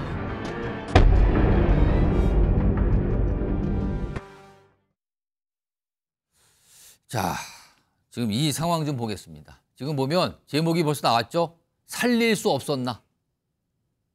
지금 군기 훈련을 받던 중 쓰러졌고 며칠 뒤에 사망에 이른 훈련병 얘기입니다. 과연 살릴 수는 과연 없었는가 그 상황에서. 그리고 68km를 이송했다는 얘기가 나와요 지금요. 당일날. 자, 이 내용인데요. 우선 그 일이 있었던 24일 당일을 좀 시간수로 좀 한번 보겠습니다. 화면에 있습니다. 여기 보시면요. 일단 지난 23일 오후 5시를 넘긴 시간 군기 훈련 중 쓰러졌어요. 그리고 의무실로 이송. 그리고 뭐 군의관 지시로 수액 맞았다. 그리고요. 시간이 6시 50분쯤이니까 7시 다 됐네요. 속초의료원으로 이송. 심상치 않으니까. 근데 당시 체온이 이미 40도를 넘어갔다. 뭔가 이제 이미 이상이 크게 생겼다. 그리고요. 이후에 여기서 뭐가 안 되니까 68km를 또 차량으로 이동을 하는 거예요. 거의 10시 가까이 된 9시 40분쯤 강릉 아산병원으로 갔습니다. 근데 여기 속초의료원에서 일단 뭐 신부전 이런 얘기가 나오잖아요. 근데 그렇다면 투석 이게 떠오르는데 그때 이게 안 됐다 그래요. 뭔가가. 게다가 큰 병원으로 옮겼는데 이미 의식불명 상태. 그리고 이틀 뒤 25일 사망에 이뤘다는 겁니다. 안지성 변호사? 예. 그렇다면은 의무실을 떠나서 군을 떠나서 의료원, 병원으로 갔을 때는 이미 늦었다는 건가요, 그럼 이게? 그렇죠. 이게 지금 밝혀진 정황에 따르면 이미 뭐 강릉 아산병원에 도착했을 때는 의식불명 상태였다. 그리고 체온이 40도가 넘었던 상태였다라고 해서 사실은 많이 늦었던 것으로 보이고요. 다만 지금 사실 이 사건, 이 너무나 안타까운 사고가 일어났습니다. 근데 군기규정 위반이 지금 문제가 돼서 사실은 이런 사고가 발생을 한 건데 군기규정 위반이 있었다 하더라도 사실은 지금 그 이후에 후속 조치들이 그렇습니다. 너무나 안 아니, 좋게 그러니까 돼서 뭔가 군기훈련에서 뭔가 문제가 발생했고 이게 규정 위반이고 과도했다. 자, 일단 터졌어요, 일이. 그럼 수습하는 과정에 뭔가 할 수 있지 않았을까라는 거 많은 분들이 얘기를 하시는 거예요, 지금. 그렇죠. 이게 사실 저희가 지금 의료 선진국이라고 지금 뭐 세계에서 지금 아주 위상이 대단한데 지금 국가에서 군 복무를 하던 국가를 위해 군 복무를 하던 훈련병이 훈련 중에 이런 사고를 당했음에도 불구하고 사실은 일반 민간에서도 상상할 수 없는 일들이 벌어졌거든요. 병원까지 68km를 차량으로 이송이 됐고요. 그 과정에서 사실은 수많은 기회가 있었음에도 불구하고 다 소실시켰습니다. 그래서 이게 이른바 골든 타임을 놓친 거 아니냐 지금. 예. 그러니까 이런 부분들이 참 안타깝습니다. 사실 뭐 지금 알려진 바에 따르면 군의관도 지금 사실은 처음 현장에 없었기 때문에 초동 대처가 늦었다라는 부분도 나오고. 군의관을 또 찾고 그다음에 조치가 있고 이것도 시간이 걸린 거 아니냐는 얘기가 나오는 겁니까? 그리고 애초에 또 민간 상급병원으로 이송했어야 되는 건데도 불구하고 뭐 속초의료원 사실 뭐 신장 투석기가 없던 그런 속초의료원으로 이송이 돼서 한 번 또 지연이 되고요. 그다음에 결국에는 강릉 아산병원으로 지금 도착을 해야 되는데 그 과정에서 이제 그러다 선택했던 그때는 이미 의식불명 상태. 그러니까요. 그런 것들이 지금 너무나 중첩적으로 작용이 돼서 사실 아까운 정말로 이 생명을 잃게 된 그런 사건입니다. 자, 이 훈련병과 관해서 오늘 뉴스와이드가 하고자 하는 얘기는요. 군기 훈련 중에 일이 벌어졌어요. 그거는 많은 보도를 통해서 당시 상황도 알려졌습니다. 그런데 그때 일이 터지고 그 이후의 과정, 과연 살릴 기회를 왜 잡지 못했던 건가? 이겁니다, 지금요. 왜냐하면 군이기 때문에 향후에도 이런 비슷한 일이 있을 수도 있다. 이런 얘기 많거든요. 그렇다면 그 위에는 어떻게 해야 되는 건가? 이겁니다, 지금요. 자, 지금 몇 가지 시간 순으로 전해드렸는데 이걸 하나씩 좀 짚어보겠습니다. 이제 3가지 내용이 있는데 우선 첫 번째 보겠습니다. 여기 보시면요. 일단 처음에 설명은 응급조치 했다. 그렇게 나왔어요. 근데 초동대처 과연 괜찮은 건가예요? 지난 23일 오후 5시 20분을 좀 알려지죠? 쓰러지는 훈련병 의무실로 이동했습니다. 그리고 이게 지금 알려진 내용이요. 군의관이 즉각적으로 뭔가 대처할 상황이 아니라 군의관을 수비했다. 그러니까 찾으러 갔다는 거잖아요. 여기에 시간이 걸린 거 아니냐. 이런 내용이 좀 알려지고 있어요. 아직은 100% 확실한 내용은 아닙니다만 이런 얘기가 보도를 통해서 나옵니다. 그리고 군의관 지시로 당시 수액을 맞았다. 그러면요. 이게 지금 열사병 상태로 의심받고 있잖아요. 체온이 급격히 올라간 상태. 근데 과연 이 정도 조치로 괜찮았던 건가? 이겁니다. 일단 이게 첫 번째고요. 다음 하나 더 보겠습니다. 지금요. 일단 속초 의료원으로 갔어요. 근데 68km를 이동해서 다시 강릉 아산병원으로 갑니다. 굉장히 긴 거리를 간 거예요. 근데 체온이 40도를 넘은 상태, 신부전 발생. 근데 이 속초 의료원에는 신장 투석기가 없었다 그러죠. 그래서 이게 좀 문제되는 거 아닌가라는 얘기가 있는데 속초 의료원 관계자는 신장 투석기가 없는 것은 맞지만 당시 의료진이 신장 투석이 필요했는지 확인해 봐야 할 사안이다. 그러니까 그게 필요성에 대해서는 아직까지 좀 들여다봐야 되는 거지 꼭 없었다는 게 자체가 문제는 아니다. 이런 설명이에요, 지금요. 일단 요게 또 있고요. 다음 하나 더 보죠. 아쉬운 대목이 많습니다, 지금요. 그리고요. 지금 응급의학 전문의 얘기인데요. 이런 환자가 발생했으면 그러니까 훈련 도중에 이게 발생을 한 거잖아요. 했으면 군 헬기로 국군 수도병원이나 민간 상급종합병원으로 곧바로 이송했어야 하는데 군 차량으로 이송했다는 게 잘 이해가 안 된다. 왜 바로 헬기를 띄우지 않았는가. 그렇다면 굉장히 신속하게 할 수 있었잖아요. 뭔가를. 이것도 지금 나오고 있는데요. 최인현 변호사. 이 3가지 내용 소개해드렸는데 이거 보시고 났는데 어떤 점이 문제가 될 것 같습니까? 저는 딱 보면서 저도 8월 달에 신병 교육대 가가지고 더운데 정말 땀 흘렸던 기억이 엊그제 같은데요. 예. 근데 그렇다 하더라도 지금 5월 달에도 굉장히 덥지 않습니까? 결국 이와 같이 신병들 아무리 피가 끓는 젊은이라 한다 하더라도 이 일사병에는 어떻게 보면 대안이 없는 거예요. 그렇다면 그의 어떤 일사병이나 대한 어떤 지금 응급 일사병, 열사병으로 좀 그렇죠. 알려지고 있어요. 열사병에 대한 어떤 응급 조치 그와 관련되는 교육과 매뉴얼이 있었어야 되는데 그런 부분을 제대로 하지 못했고 더불어서 날이 더운데도 불구하고 얼차례를 하면서 그 완전군장 플러스 거기에 책 같은 거 넣어가지고 40kg까지 만들었다는 그런 얘기가 지금 나오고 있지 않습니까? 지금 정확하지만 하여튼 군장이 있는데 글쎄요 무게를 맞추려고 이제 책을 놓았다는 얘기도 나와요. 지금요. 그렇죠. 그렇기 때문에 이런 부분이 어떻게 보면은 그 신병 교육대와 관련되는 매뉴얼을 위반했던 것이고 위반했던 부분에 대한 책임도 져야겠습니다만 실제 저 부분 같은 경우에는 강원도인데 제가 아직까지 기억나는데 이것이 지금 속초의료원 아닙니까? 속초의료원에 몇 년 전에 이 의사 선생님을 모집 공고를 했는데 사람이 안 와가지고 사학원까지 속초의료원장을 공고를 했음에도 불구하고 제대로 어떻게 보면 모집이 안 됐다는 그만큼 어떻게 보면 의료 인력이 부족한 상태에서 그러면 전원이라도 빨리 하고 아까 얘기한 것처럼 어떤 헬기라도 띄워가지고 서울 아니면은 뭐 그 민간 국군수도병원 있습니다. 국군수도병원 해야 되는데 그런 어떤 전원 과정에서의 어떤 골든 타임을 놓친 것이 아닌가 이런 부분에 대한 면밀한 조사가 있어야 된다. 그리고 더불어서 향후에도 비슷한 일이 벌어질 가능성이 높은 것 아니겠습니까? 그렇기 때문에 이에 대한 확실한 원인이 밝힌 다음에 재발 방지하는 대책을 세워야 되는 것이고 단순히 이번이 일회적으로 누군가를 처벌하는 것으로 끝나서는 결코 아니 된다라는 얘기를 하지 않을 수 없는 사안인 것 같습니다. 그러니까 지금요 24kg이나 되는 군장을 메고 군기교육 얼차를 받은 거잖아요. 거기에 규정 위반이 있었던 정황이 있다 이런 설명까지 나온 거고요. 그리고 그 이후에 쓰러졌어요. 초동 대처는 과연 된 것인가? 그리고 병원을 갔을 때 왜 빨리 뭔가 조치를 취하지 않았던 건가? 뭐 이런 게 아쉬운 점이 너무 많이 나오는 거예요, 지금요. 이런 가운데요. 이 같이 이제 사망한 이 훈련병의 동료 훈련병들이 있었잖아요. 그 동료 훈련병 중에 한 분의 부모로라고 얘기를 하신 분이 뭔가 글을 좀 최근에 올렸다 그러는데 그 내용 좀 소개해 드릴게요.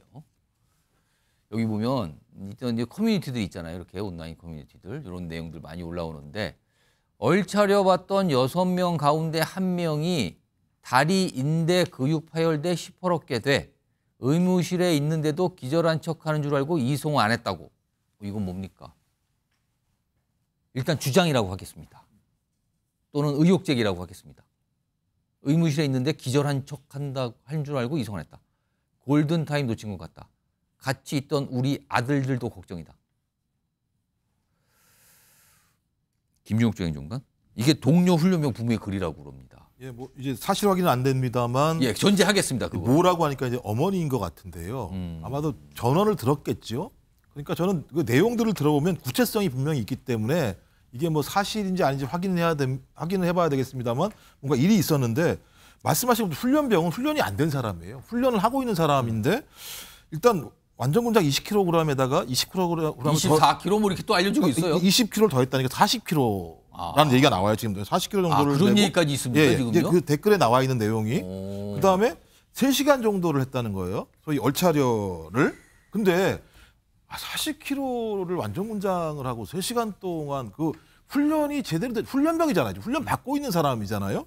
그렇게 해서 저도 아마 3시간 동안 하면 견딜 수가 없을 거라는 생각이 듭니다. 아니면 젊다고 하더라도. 근데 다리 인대 근육이 다 파열돼가지고 시퍼렇게 쓰러져 있는데 야 이거 기절한 척한 거 아니야? 라고 얘기했다는 거잖아요. 그러면 근육이 파열됐다라고 얘기하는 건 내부에서 손상이 이미 시작됐다라는 걸 의미하는 거기 때문에 이게 무슨 뭐 기절하고 말고의 문제를 떠나서 그런 증상이 나타나면 빨리 이송을 하고 조치를 해야 되는 게 많은 측면이 있죠. 또 그다음 얘기가 더 놀라운 게 소변으로 이것도 확인돼 소변으로 까만 물이 나왔다라고 한다라고 얘기하면 장기 손상이 시작됐다는 걸 얘기하잖아요.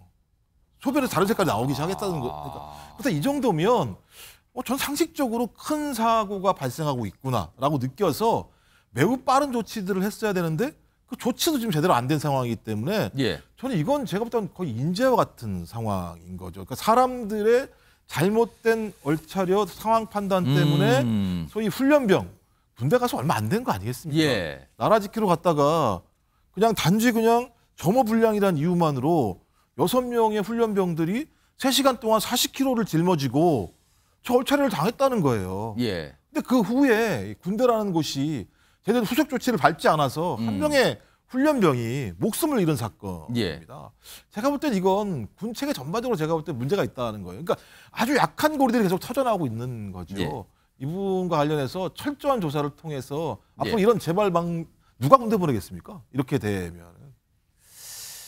다시 한번 말씀드리자면 지금요 이 동료 훈련병의 이제 부모들이 올린 글이니까 일단 주장 또는 의혹 제기를 하겠습니다. 그 군기 훈련, 얼차려의 시간, 군장의 무게 등등등 여러 가지 주장이 나왔어요. 아직은 들여다보고 확인할 점이 많습니다만 일단 깜짝 놀랄 만한 주장들이 나오고 있는 상황인 거죠. 그거는 좀 지켜봐야 되고요. 조사가 이루어지겠죠. 그럼 경찰로 뭐 이첩이 됐다는 얘기가 나오니까요. 근데 안희성 변호사, 예. 경찰이 들여다보겠죠. 다 상세하게 이런 것까지요. 예, 일단은 군에서 이런 사망 사고가 발생을 하게 되면은 예전에는 이제 군에서 조사를 하게 됐습니다. 근데 이제 법이 좀 개정이 됐어요. 이제 군사법이 개정이 돼가지고 관할의 민간 경찰로 왔습니다. 그래서 현재 민간 경찰에서 사건을 들여다보고 있는 것으로 알고 있고요. 그 취지는 다 객관적으로 좀 보겠다. 그 취지죠. 그렇습니다. 이제 뭐 군 내부에서 일어난 일을 군이 조사하는 것은 적절치 않다라는 어떤 판단 때문에 그런 법 개정이 이루어졌고요. 지금 들여다보고 있는 혐의는 두 가지입니다. 업무상 과실치사 혐의, 그다음에 직권남용 가혹행 혐의입니다. 그 두 가지 혐의에 대해서 해당 소속 이제 망인 우리 피해 훈련병의 소속 중대장과 부주중대장에 대해서 두 명이라 그러죠. 그 혐의를 적용해서 지금 조사를 하고 있습니다. 이거 한 번씩 아까 짚어드렸잖아요. 그 당일 상황을 너무나 아쉬운 대목들이 많습니다. 지금요. 과연 살릴 수 없었던 건가? 자꾸만 질문하게 됩니다. 자, 이런 상황에서요. 최근에 요새 군 상황이 좀 심상치 않아요. 목숨을 잃는 상황이 자꾸 나와요. 화면 보겠습니다. 지난 20일이죠. 수류탄 사고 있었잖아요. 이때 훈련병 사망했잖아요. 그리고 25일, 지금 방금 전해드린 이 훈련병 23일 날 있었고요. 25일 사망이잖아요. 그리고요. 지난 27일에는요. 장교입니다. 공군 장교가 숙소에서 숨진 채 발견됐고요. 육군 장교는 차량에서 숨진 채 발견됐대요. 최인영 변호사. 이게 무슨 상황입니까 이게? 이게 제가 확인해 봤더니만 이게 20대 공군은 경기도예요. 그리고 20대 육군 장교는 강원도. 예. 그리고 지금 수류탄 폭발로 그 사망한 훈련병은 충청 세종시. 예. 그리고 좀 전에 얘기했던 얼차려 받다가 그 사망한 것은 강원도. 이게 보면은 전국이에요. 그리고 육군뿐만 아니고 공군, 훈련병. 지금 보면은 육해공, 아직까지 뭐 해군에 대해서는 좀 없습니다만 이게 보면 전군에 있어서의 어떤 기강회의 내지는 평소 때 초급 장교 그리고 또 훈련병에 대한 관리가 제대로 되지 않는가에 대한 합리적 의심이 있을 수밖에 없는 것 아니겠습니까? 이 장교들의 사망 원인 이건 아직까지는 정확히 알려지지만 밝혀지진 않았습니다만 이건 좀 이상하잖아요. 좀. 그렇죠. 그렇기 때문에 왜 이런 시점에 연속으로 이와 같은 안타까운 일들이 벌어지는지 이 부분은 단순히 육군, 해군, 공군을 넘어가지고 국방부 차원에서 이 부분을 종합적으로 군 그 장교와 사병에 대한 관리 시스템을 다시 한번 돌아봐야 되는 것이 아닌가 싶은데요. 지금 뭐 봄에서 여름으로 가는 길목에서 뭔가 문제가 생긴 것인지 아니면 상시적으로 이런 문제가 생기는 것인지 모르겠습니다만 이것은 단순히 각 군을 넘어서 국방부 차원에서 종합적으로 어떤 그 원인을 밝히고 관리에 대한 어떤 그 정도를 높여야 되는 것이 아닌가 하는 생각이 들 수밖에 없는 거라서 저는 참 저 또한 이제 20살 남짓 때는 아들을 둔 사람으로서 아빠로서 이렇게 해가지고 어떻게 아이들을 보내겠습니까? 요즘 애 하나 낳아서 그때까지 장정으로 기르는 것이 어떻게 보면 우리나라가 정말 역량을 집중해야 되는데 이런 안타까운 인명 손실은 어떻게 보면 군대에서 막아야 되는 것 아니겠습니까? 지금 뭐 오늘 이 사안과 관련해서 이 훈련병이 사망과 관련해서 뭐 정부에서도 이거는 다 정확하게 밝혀야 되고 이건 대처해야 된다 뭐 이런 얘기까지 나오고 있는 상황입니다. 아무튼 뭐 많은 분들이 깜짝 놀랐는데 여러 가지 사항들이 좀 계속 이어지고 있네요, 지금요. 자, 이 주제 이 정도로 좀 마무리하고요. 다음 이슈도요. 이것도 심상치 않아 보입니다. 뭐 주민들이 불안하다 이런 얘기인데요. 영상으로 먼저 확인해 보겠습니다. 잘못했어요. 잘못했는데 상식적인 것만 얘기할게요. 근데 나는 사람이 아닌 것 같아. 내가 봐도 그래요. 할 얘기 없냐고. 만지지 마요. 손 닦지 말고 어디.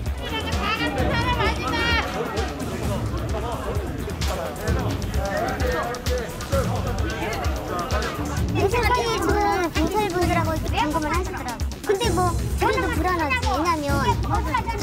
지켜보고 이런 게 아니라고.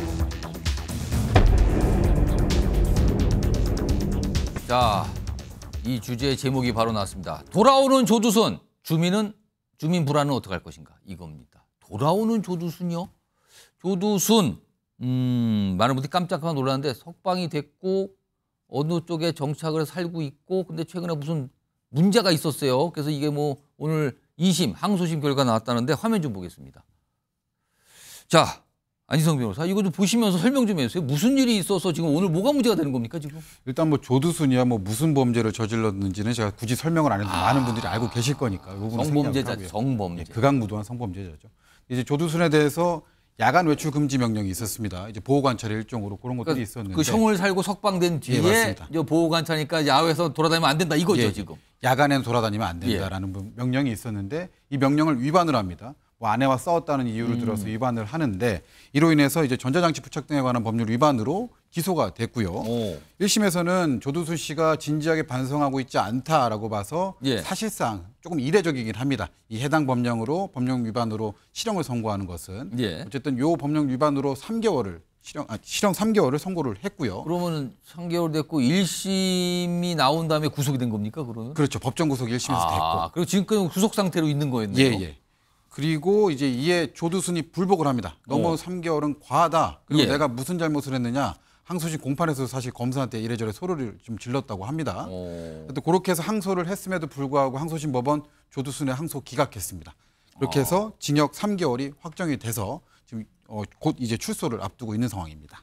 방금 안희성 변호사께서 설명하신 내용 다시 한번 불러오죠. 좀. 그러니까 12월에 이제 문제가 발생했죠. 야간 외출하면 안 되는데 40분간 무단 외출해서 문제가 됐고요. 지난 3월에 1심에서 징역 3개월 선고받고 구속. 그리고 오늘 2심이 나온 거예요. 1심 뭐 문제 없다. 3개월 유지. 그리고요. 3개월이니까 지난 3월에 3개월로 구속된 거니까 지금 다 지나갔거든요. 6월 중순이면 출소 예정이라는 거예요. 그럼 다시 원래 집으로 돌아가게 된다. 이건데요. 다음 보겠습니다. 그런데 안산입니다, 지금. 아니, 3개월 동안 조두순이 없었는데 이거 다시 온다는 겁니까? 이게 이제 알려지는 거죠. 주민 A, B, C 나오죠? 유치원도 없어졌다. 주민들 불안한 건 사실이다. 아니, 뭐 수용시설 이런 거 얘기하시면서 거기에 있는 게 편한 것 같은데 왜 법이 그렇게 하는지 모르겠다. 동네 두지 말고 어디 골짜기 끝으로 가서 살게끔 하지. 왜 동네 불안하게 하냐. 다시 오면 이거 어떻게 되는 겁니까? 그러면서 조두순이 안산 그 지역에 없었던 때 주민들은 아니 밤에 외출할 때도 편했는데 이거 다시 어떻게 되는 겁니까? 이런 얘기가 나온다는 겁니다. 지금요. 지금 안산시가요. 뭐 초소를 다시 운영한다 뭐 이런 얘기가 지금 나오나 봅니다. 안희성 변호사? 예. 일단 성범죄자들이 형을 살고 출소되면 머무는 곳에 치하는 그 성범죄자가 만기 출소한 성범죄자가 오기 전과 후가 어떻게 달라집니까? 일단은 모든 성범죄자가 그런 것은 아니지만 좀 범죄 정도가 피해 정도가 중한 성범죄자 같은 경우는 신상정보 공개고지 명령이 떨어지는 범죄자들이 있거든요. 그 같은 경우에는 뭐 저희도 받아봤을 수도 있지만 뭐 미취학 아동을 둔 이제 자녀 가정에는 이런 문자 같은 것들이 가게 됩니다. 그리고 뭐 알림이 사이트를 통해서 공시가 되기도 하고요. 근데 이제 조두순 같은 이런 좀 극악무도한 성범죄자 그래서 보호관찰까지 떨어진 성범죄자 같은 경우는 사실 그 해당 지자체의 사실 예산이라든가 어떤 여러 가지 상황이 좀 뒷받침이 돼야 되겠지만 해당 집 근처에 초소가 설치가 되게 되고요. 그리고 CCTV와 비상벨 같은 것도 추가로 설치가 되게 됩니다. 또한 제일 중요한 게 또 모니터링을 계속 해야 되기 때문에 그 전담 요원까지 배치가 돼서 사실 억대 예산이 소요가 되게 됩니다. 이게 또 세금이 들어가는군요. 또 세금이 여기에. 자, 일단 조두순 얘기인데요. 그 안산에 계신 그 주민분들, 그 거주지 인근 주민분들이 지금 아니 6월 중순이면 또 나오는데 이거 어떻게 되는 겁니까? 불안하다 이런 얘기인데요. 그런가 하면 한 명 더 있습니다. 이른바 별명이 수원발발입니다. 연쇄 성폭행범입니다. 다른 곳에 살다가 최근에 수원으로 이사를 했다 그래요. 전입을 한 겁니다. 주민들이 불안하다는 얘기가 나오는 건데요. 우선 관련 영상부터 좀 확인해 보겠습니다.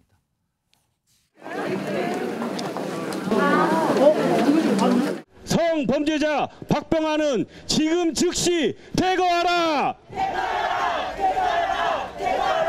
이런 중대 성범죄자를 우리는 수원 시민으로 인계동 주민으로 인정할 수가 없습니다.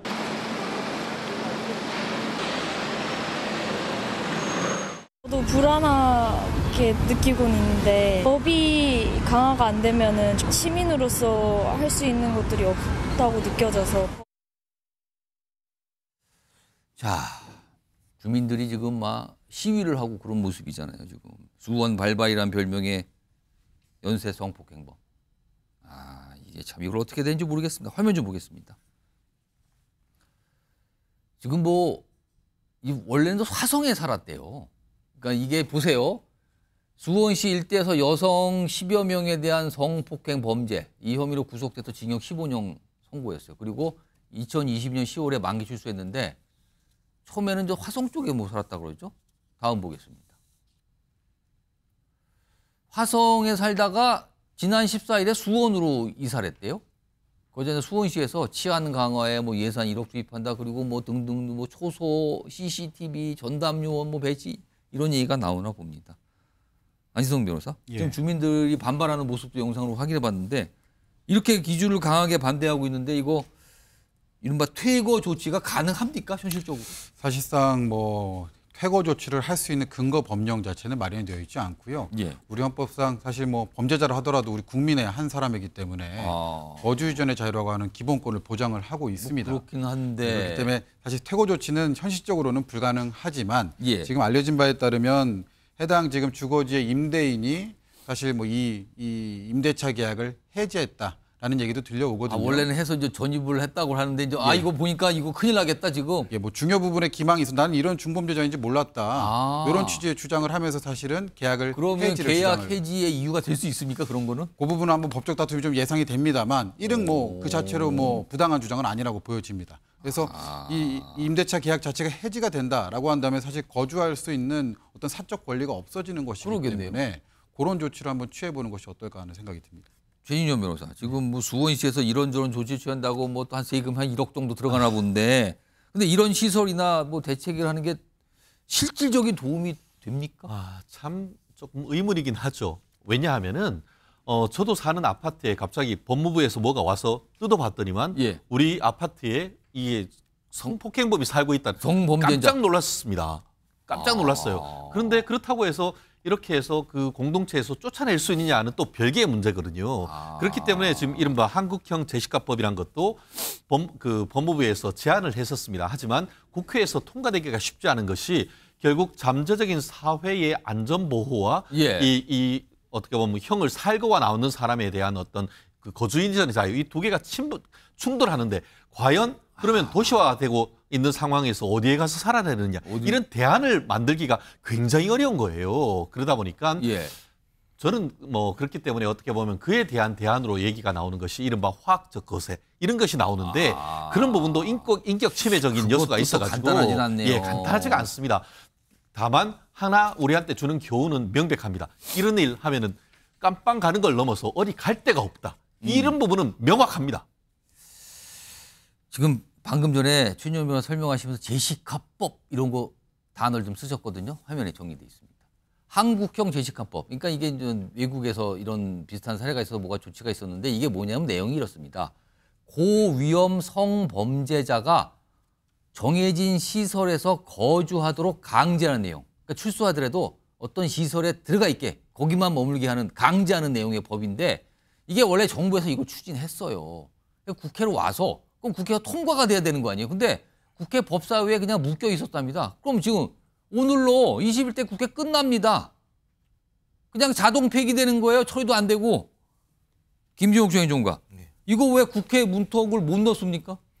뭐 일단 아까 말씀하신 것처럼 헌법에서 거주 이전의 자유가 있고 본인이 다 형을 다 끝마치고 왔기 때문에 예. 거기에 대한 인신 구속을 할 수 없다라는 측면들이 분명히 있는데요. 이제 사례가 이제 미국 2005년도 플로리다주에서 저희 그 아동 성폭행 사건 때문에 예. 그러니까 공원과 학교 주변의 일정 지역 내에는 살 수 없게 하는 법들이 있고 지금 보니까 미국에서는 2023년 기준으로 30개 주에서 그걸 시행하고 있다고 얘기를 해요. 그러니까 저는 이제 이번에 뭐 법사위에서 이것을 뭐 통과시키지 못한 이유는 헌법과의 불합치 문제도 있겠습니다만 또 법사위가 다른 쟁점 때문에 이 부분에 대해서 구체적인 논의를 못하는 측면이 분명히 있습니다. 다른 게 바쁘니까 이거는 뒤로 밀린 겁니까? 그러면 근데 이제 사례는 하나 있습니다. 예를 들면 학교 근처에서는 유해 시설 같은 경우를 못하게 하는 사례들이 있거든요. 그래서 특별법 같은 부분이 분명히 있어서 소위 인권이라는 가치와 주변인들이 느끼고 있는 공포감 이런 부분들에 대한 절충 지점으로서 시민들이 좀 안전하게 살아갈 수 있는 어떤 다양한 어떤 핵심적인 내용의 좀 특별법 같은 걸 만들어서 시행할 필요가 있을 것 같은데요.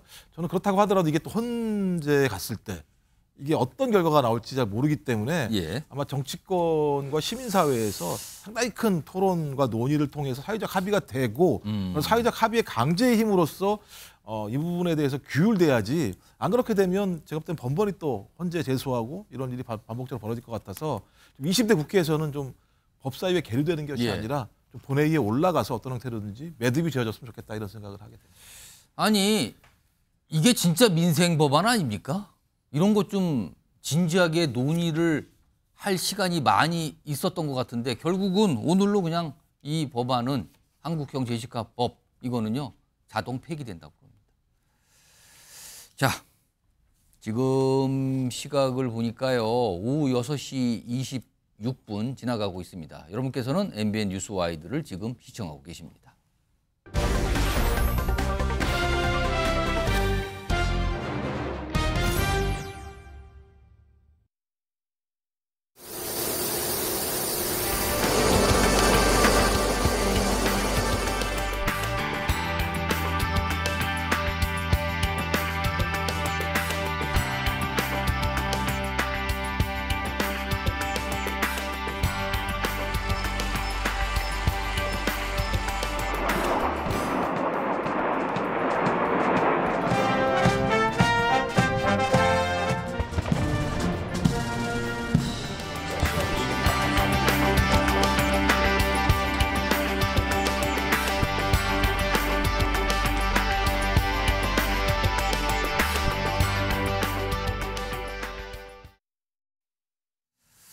자, 뭐 지금 아랍에미리트 대통령 와서 여러 가지 행사들이 오늘까지 좀 있습니다. 그 영상을 좀 전해드렸고요.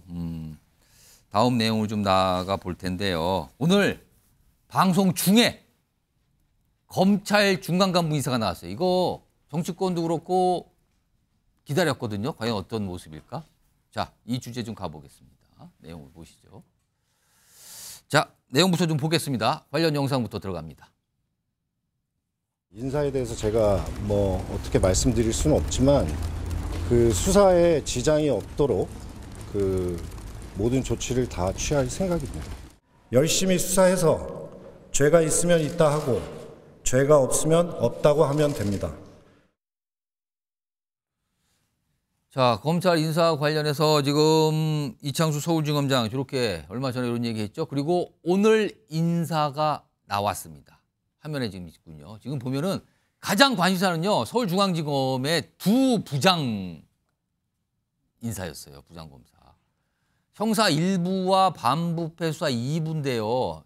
형사 1부는 김건희 여사 관련 명품백 논란 요걸 다루는 곳이고요. 반부패 2부는 도이치모터스 주가 조작 사건 요걸 다루는 곳이거든요. 근데 오늘 각각 부장검사들이 유임됐습니다. 그러니까 그대로 남게 된 겁니다. 그대로 남게 된 거예요. 일단 강성필 민주당 국민소통위 부위원장 나와 계신데요. 유임은 예상하셨습니까? 그동안 가능성은 계속 나왔었는데.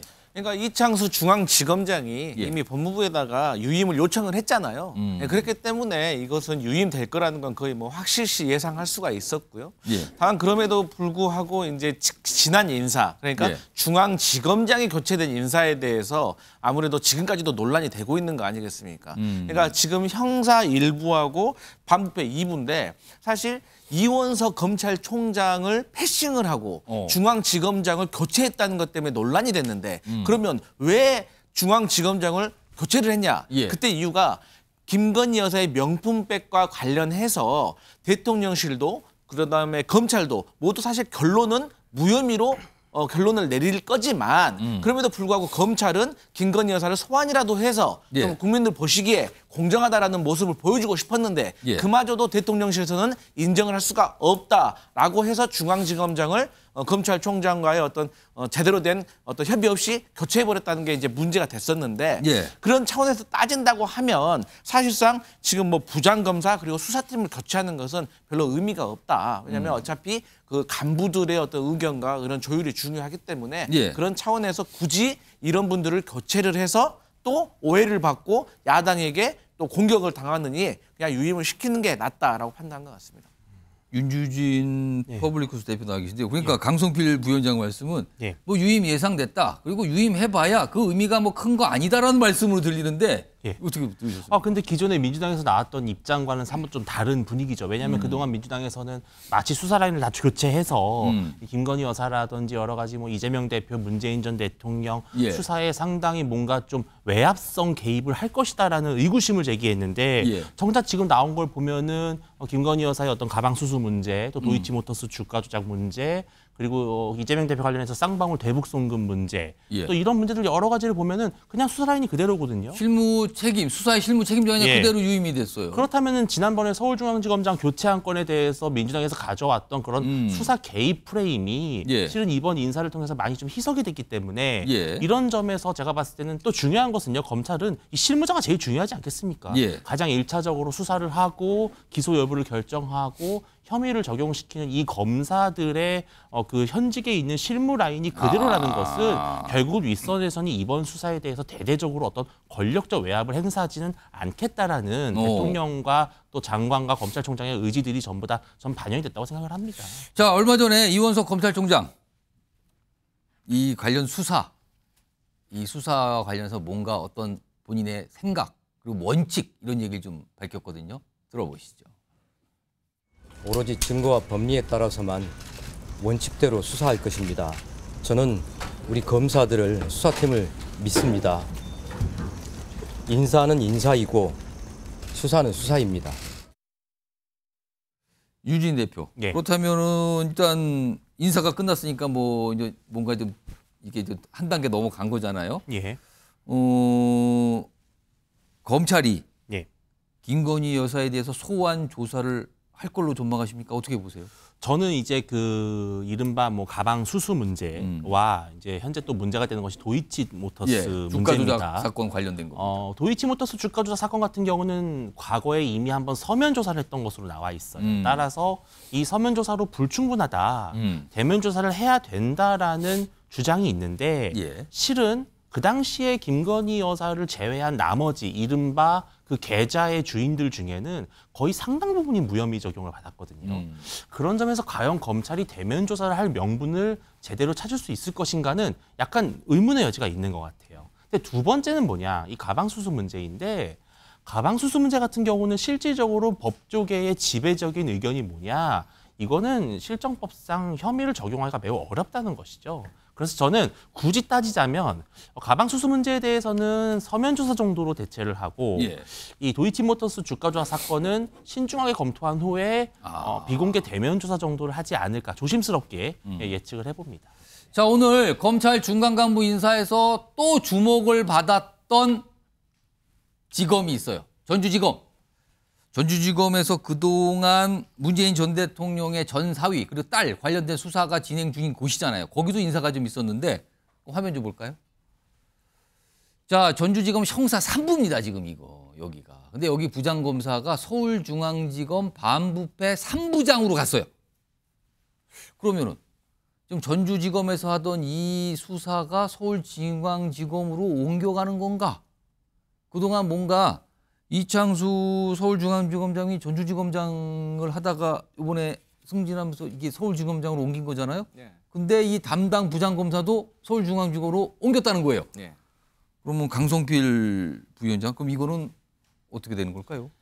이제 그 말씀하신 것처럼 이창수 중앙지검장이 그 직전에 전주지검장 아니었겠습니까? 그러니까 여기에서 중앙지검장이 됐고 앞으로 문재인 전 대통령 일가와 관련된 수사가 계속해서 진행되어야 한다는 것이 저는 여권과 검찰의 입장이라고 생각을 합니다. 그것도 전주지검이 아닌 서울중앙지검에서? 네. 이것도 사실 예상이 됐었죠. 그렇기 때문에 뭐 이제 중앙지검장은 중앙지검을 갔기 때문에 계속해서 중앙지검으로 옮겨올 것이다라는 예상은 했었는데 사실 그 안에 이제 부장까지 같이 옮기느냐는 사실 예상을 못했습니다. 근데 사실 그것도 의미가 없는 것이요. 예. 앞서서 우리 윤주진 대표께서는 검사들이 수사를 하고 뭐 거기가 다 기소를 한다고 말씀을 하셨는데 우리 이런 말이 있잖아요. 일선의 수사 검사들은 검사를 했습니다. 그래서 기소해야 됩니다. 영장 쳐야 됩니다. 이렇게 얘기를 하는데 지휘부에서 부담스러워서 그렇게 못하는 불구속 수사해야 된다. 뭐 이런 경우가 많이 있잖아요.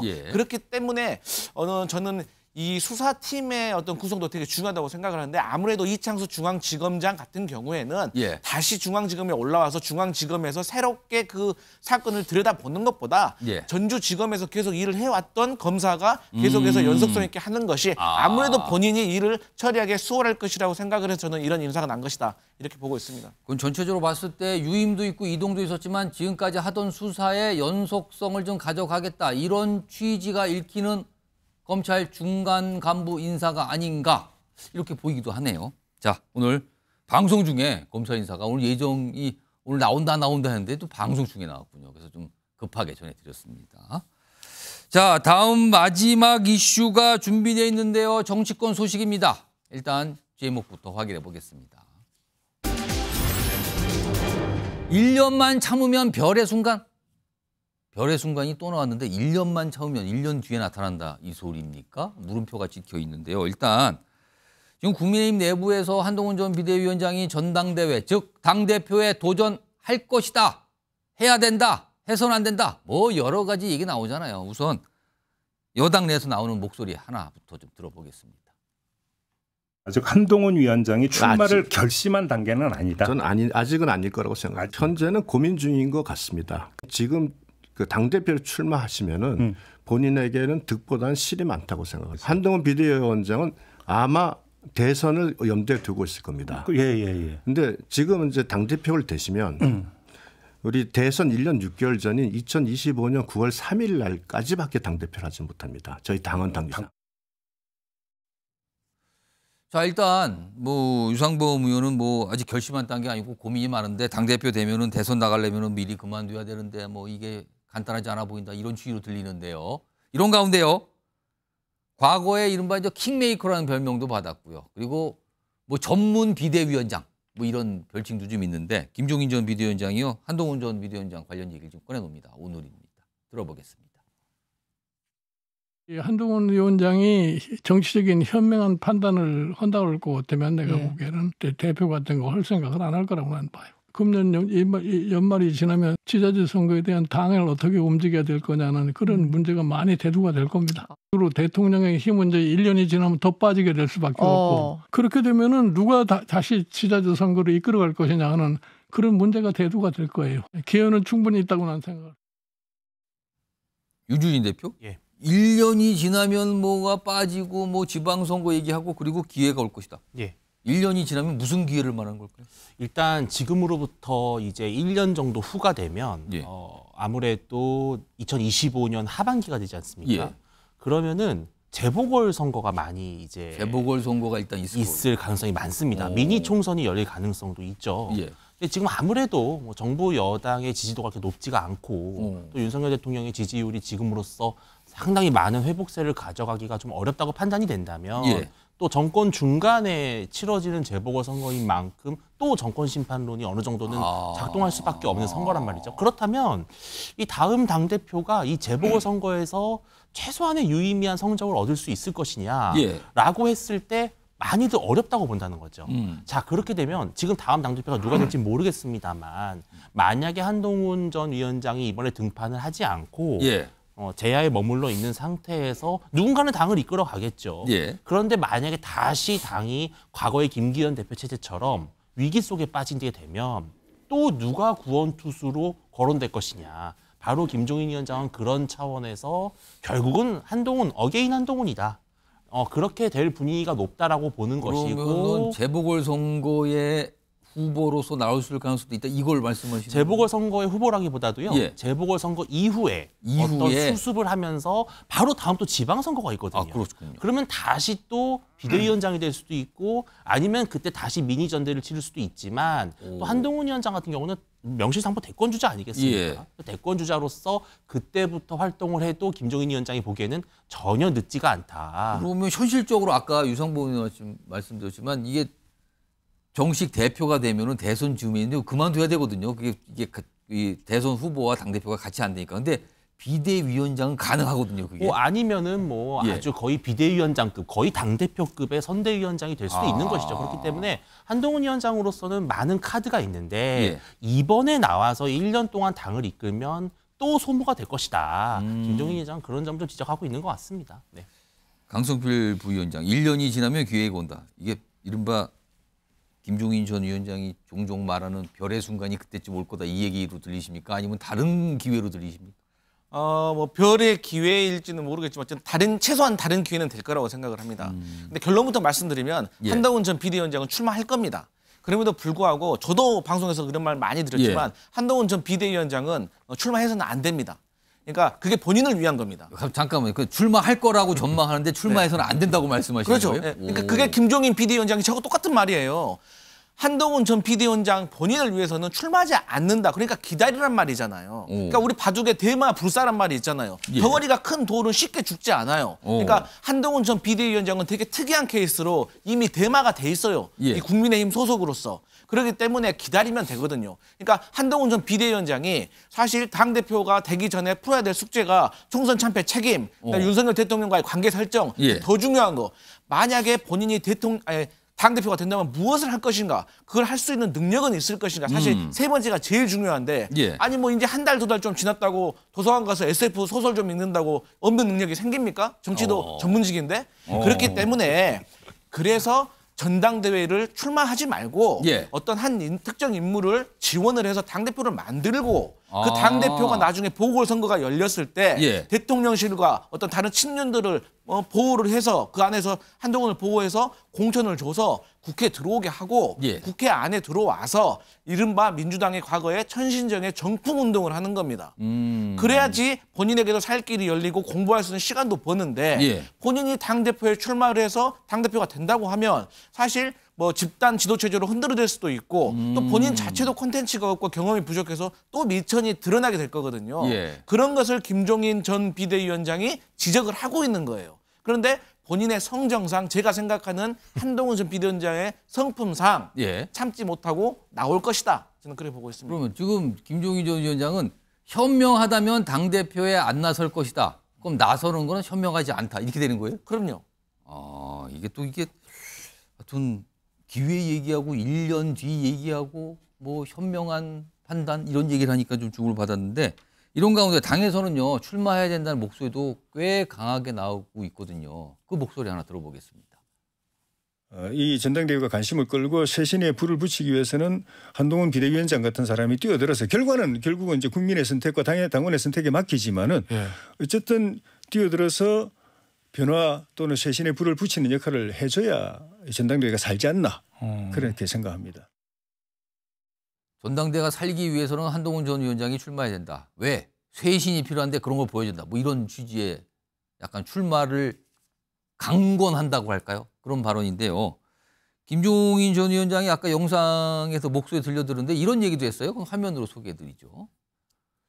한동훈, 국민의힘이 총선 패배 최소화를 하는데 기여했다고 생각한다. 윤주진 대표. 그럼 이거는 능력을 좀 인정한 것 같은데? 근데 패배의 최소화에 기여했다라는 표현은요. 뒤집어 놓고 말하면은 더 성적을 낮게 만든 역량은 그래도 좀 부족했다라는 좀 양면성이 있는 말이에요. 더 끌어올리지 못했지만 더 내려가는 건 막았다. 근데 이제 한동훈 위원장 자체가 되게 매력적인 어떤 캐릭터가 있고 또 상당히 또 스타성이 있잖아요. 기존의 정치인들에게서 보지 못했던 어떤 외모의 문제라든지 말투, 메시지, 제스처 뭐 여러 가지 면에서 한동훈 위원장의 신선성이 있었기 때문에 기본적으로 보수 유권자, 국민의힘 지지층에게 상당히 활기를 불어넣고 흥행 카드가 됐던 것만은 사실이다. 예. 즉 완전히 정말 무관심 속에서 선거를 치를 수도 있었지만 그래도 한동훈이 있었기 때문에 돌풍은 있었다라는 건데, 근데 이제 지금 한동훈 위원장의 출마를 원하는 사람들의 목소리는 이런 것 같아요. 이번 총선의 참패가 용산 때문이다. 윤석열 대통령의 책임이 크다라고 하는 쪽에 인식을 가진, 특히 수도권 위주의 낙선자들은 한동훈 위원장이 이번에 전당대회에 나와서 당대표가 돼서 강하게 윤석열 대통령과 대립각을 세움으로써 국민의힘을 완전히 새로운 방향으로 이끌고 가기를 바라는 거거든요. 그런데 실질적으로 전체적으로 또 당의 미래를 걱정하는 이 보수 유권자들의 입장에서는 예. 그럼 뭐 최상병 특검이나 뭐 김건희 여사 문제나 이런 거에 있어서 사사건건 그러면 한동훈 차기 대표가 예. 대통령과 부딪힐 거냐. 또 이런 걱정도 많이 있다. 그래서 이거를 피하는 게 순리다. 이게 아마 김종인 위원장의 조언인 것 같습니다. 알겠습니다. 지금 한동훈 전 위원장 얘기를 김종인 전 위원장의 설명을 통해서 전해 들었는데, 한 전 위원장 얘기하면 빠지지 않고 등장하시는 분 짐작되시죠? 홍 시장님. 오늘 강연을 뭔가를 하셨다 그러는데 지금 좀 아마 끝났을 것 같은데, 일단 화면으로 오늘 강연 관련된 내용부터 소개해드리겠습니다. 여기 보면 이제 강연 포스터가 있어요. 여기 보면 뭐 포럼 세미준, 이게 뭐 세미준이라는 단체가 약간 이제 보수 성향의 단체 또는 약간 친윤 성향의 단체로 알려져 있는데, 뭐 제목은 선진대국 시대로 가자 이런데 오늘 홍준표 시장 초청 강연이 있었어요. 근데 이제 이걸 초청 이쪽 이 세미래 측에서 설명이 최근에 SNS를 통해서 이야기한 내용으로 강연을 해달라고 요청했다. 이렇게 설명이 나왔는데, 그렇다면 SNS로 주로 한동훈 전 위원장 비판을 많이 했는데 그 얘기를 한 건지 모르겠는데 지금 어떤 얘기를 했는지가 들어와 있어요. 지금 하나씩 소개해 드릴게요. 보겠습니다. 내용 먼저 보겠습니다. 우선 홍준표 진영 논리만 지배하니 부패한 이재명도 팬덤 생겼다. 또 이재명 대표를 압박하는 비판한 내용을 얘기했다는 거고 있고요. 하나 더 보죠. 조국 이재명 헐헐 나는데 우리 당은 참패로 쪼그라들었다. 또 있습니다. 민주당은 전사 많은데 우리 당엔 전사가 없다. 또 있습니다. 우리 당 마지막 전사 이재호, 김무성 그리고 나. 강성필 부위원장. 네. 오늘 강연에서 한동훈 전 위원장에 대한 비판이 아니라 본인에 대한 얘기를 많이 했군요. 우리 당의 마지막 전사는 누구 있는데 나도 있다. 우리 당은 전사가 없는데 나 있다. 이거 어떻게 보셨습니까? 그런데 이제 뭐 다른 것들은 다 이해가 갑니다. 예. 그런데 우리 당의 마지막 전사가 이재호, 김무성, 나. 이 말이 조금 좀 뜬금없다라고 생각을 해요. 그러니까 지금 이재호 전 장관이라든지 김무성 전 대표 같은 경우는 은퇴하셨잖아요. 그렇습니다. 근데 무슨 전사입니까? 현역 정치인도 아닌데. 결과적으로 본인만 있다 뜻입니까? 아니 그런다고 하더라도 그냥 차라리 내가 잘 싸울 수 있다 이렇게 말을 하는 것이 맞지. 예. 그러니까 홍준표 그 대구시장 같은 경우는 결론은 이제 대권 가고 싶으신 분이잖아요. 예. 그러다 보니까 지금 전당대회에서 자기의 대권 가도에 조금 용이한 당대표가 되기를 바라시는데, 그런데 지금 한동훈 전 비대위원장이 될 것 같으니까 고민이 많으실 거예요. 그러니까 자꾸 한동훈을 그 공격을 하는데, 결국에는 저는 그 홍준표 대구시장께서도 이 파출소 피하고 경찰서 만난다고요. 이 한동훈 전 비대위원장이 당대표가 돼서 미천이 드러나면 자연스럽게 본인이 무혈 입성을 한다. 그런 차원에서 뭐 공격도 하시고 당대표를 은연중에 하기를 바라는 것 같은데, 이제는 그 당 주변 안에서도 밖에서도 홍준표 대구시장이 자꾸 저런 소리 하는 거에 대해서 다들 비난적으로 바라보고 있기 때문에 이제는 당의 어른으로서 어떤 조금 조언을 해주시고 당의 좋은 길로 가도록 이끌어주시는 것이 본인의 대권과에 좋을 것 같다, 이런 말씀 드리겠습니다. 유주인 대표. 지금 우리 당에는 전사가 없다. 그러면서 우리 당의 마지막 전사는 누구 그리고 나. 근데 아까 말씀하시기를 오늘은 한동훈 전 위원장을 겨냥하지 않았다고 말씀하셨잖아요. 근데 아까 세 가지 나왔던 보도에 다 있습니다. 아, 그렇습니까? 다시 한번 볼까요? 첫째, 어떤 겁니까? 팬덤 정치 말씀하셨죠. 팬덤. 지금 보수에서 가장 팬덤이 강한 정치인이 누굽니까?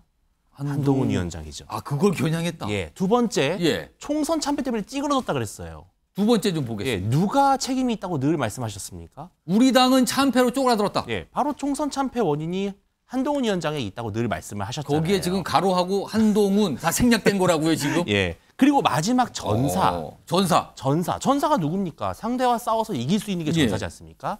다음 대선에서 민주당을 꺾을 자는 오직 나뿐이다. 한동훈 위원장은 안 된다. 지금 그 이야기를 열심히 하신 거거든요. 아, 지금 제가 처음에 소개할 때 오늘은 한동훈 전 위원장 얘기가 없구나 했는데 지금 윤준희 대표는 무슨 소리입니까? 지금 다 생략돼 있는 거예요, 그 안에. 예, 그래서 오늘 홍준표 시장이 말하고 싶은 것은 뭐냐?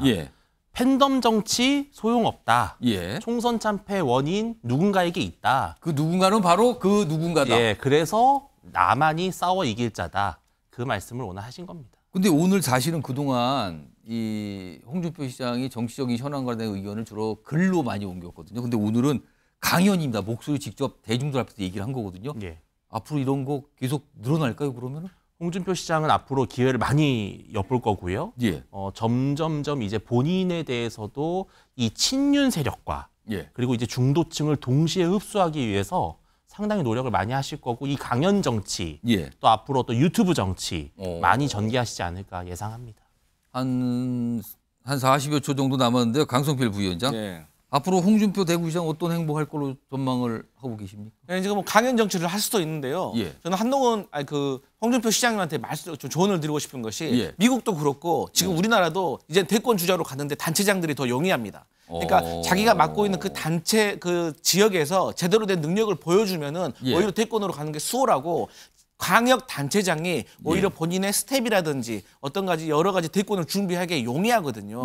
그리고 지금 대구의 경제가 매우 어렵다고 해요. 그런데 이분이 강연 정치하면서 중앙으로 돌잖아요. 그러면 본인의 기반이 돼야 될 대구에서부터 호응을 받을 수 있을까요?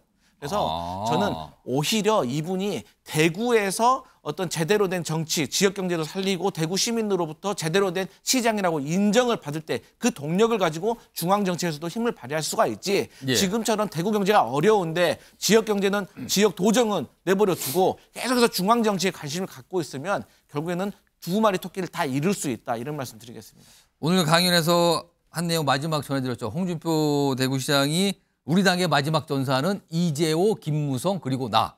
이재호, 김무성 두 분의 정신이 과연 무슨 생각을 하실지 모르겠네요. 이 내용을 보신다면.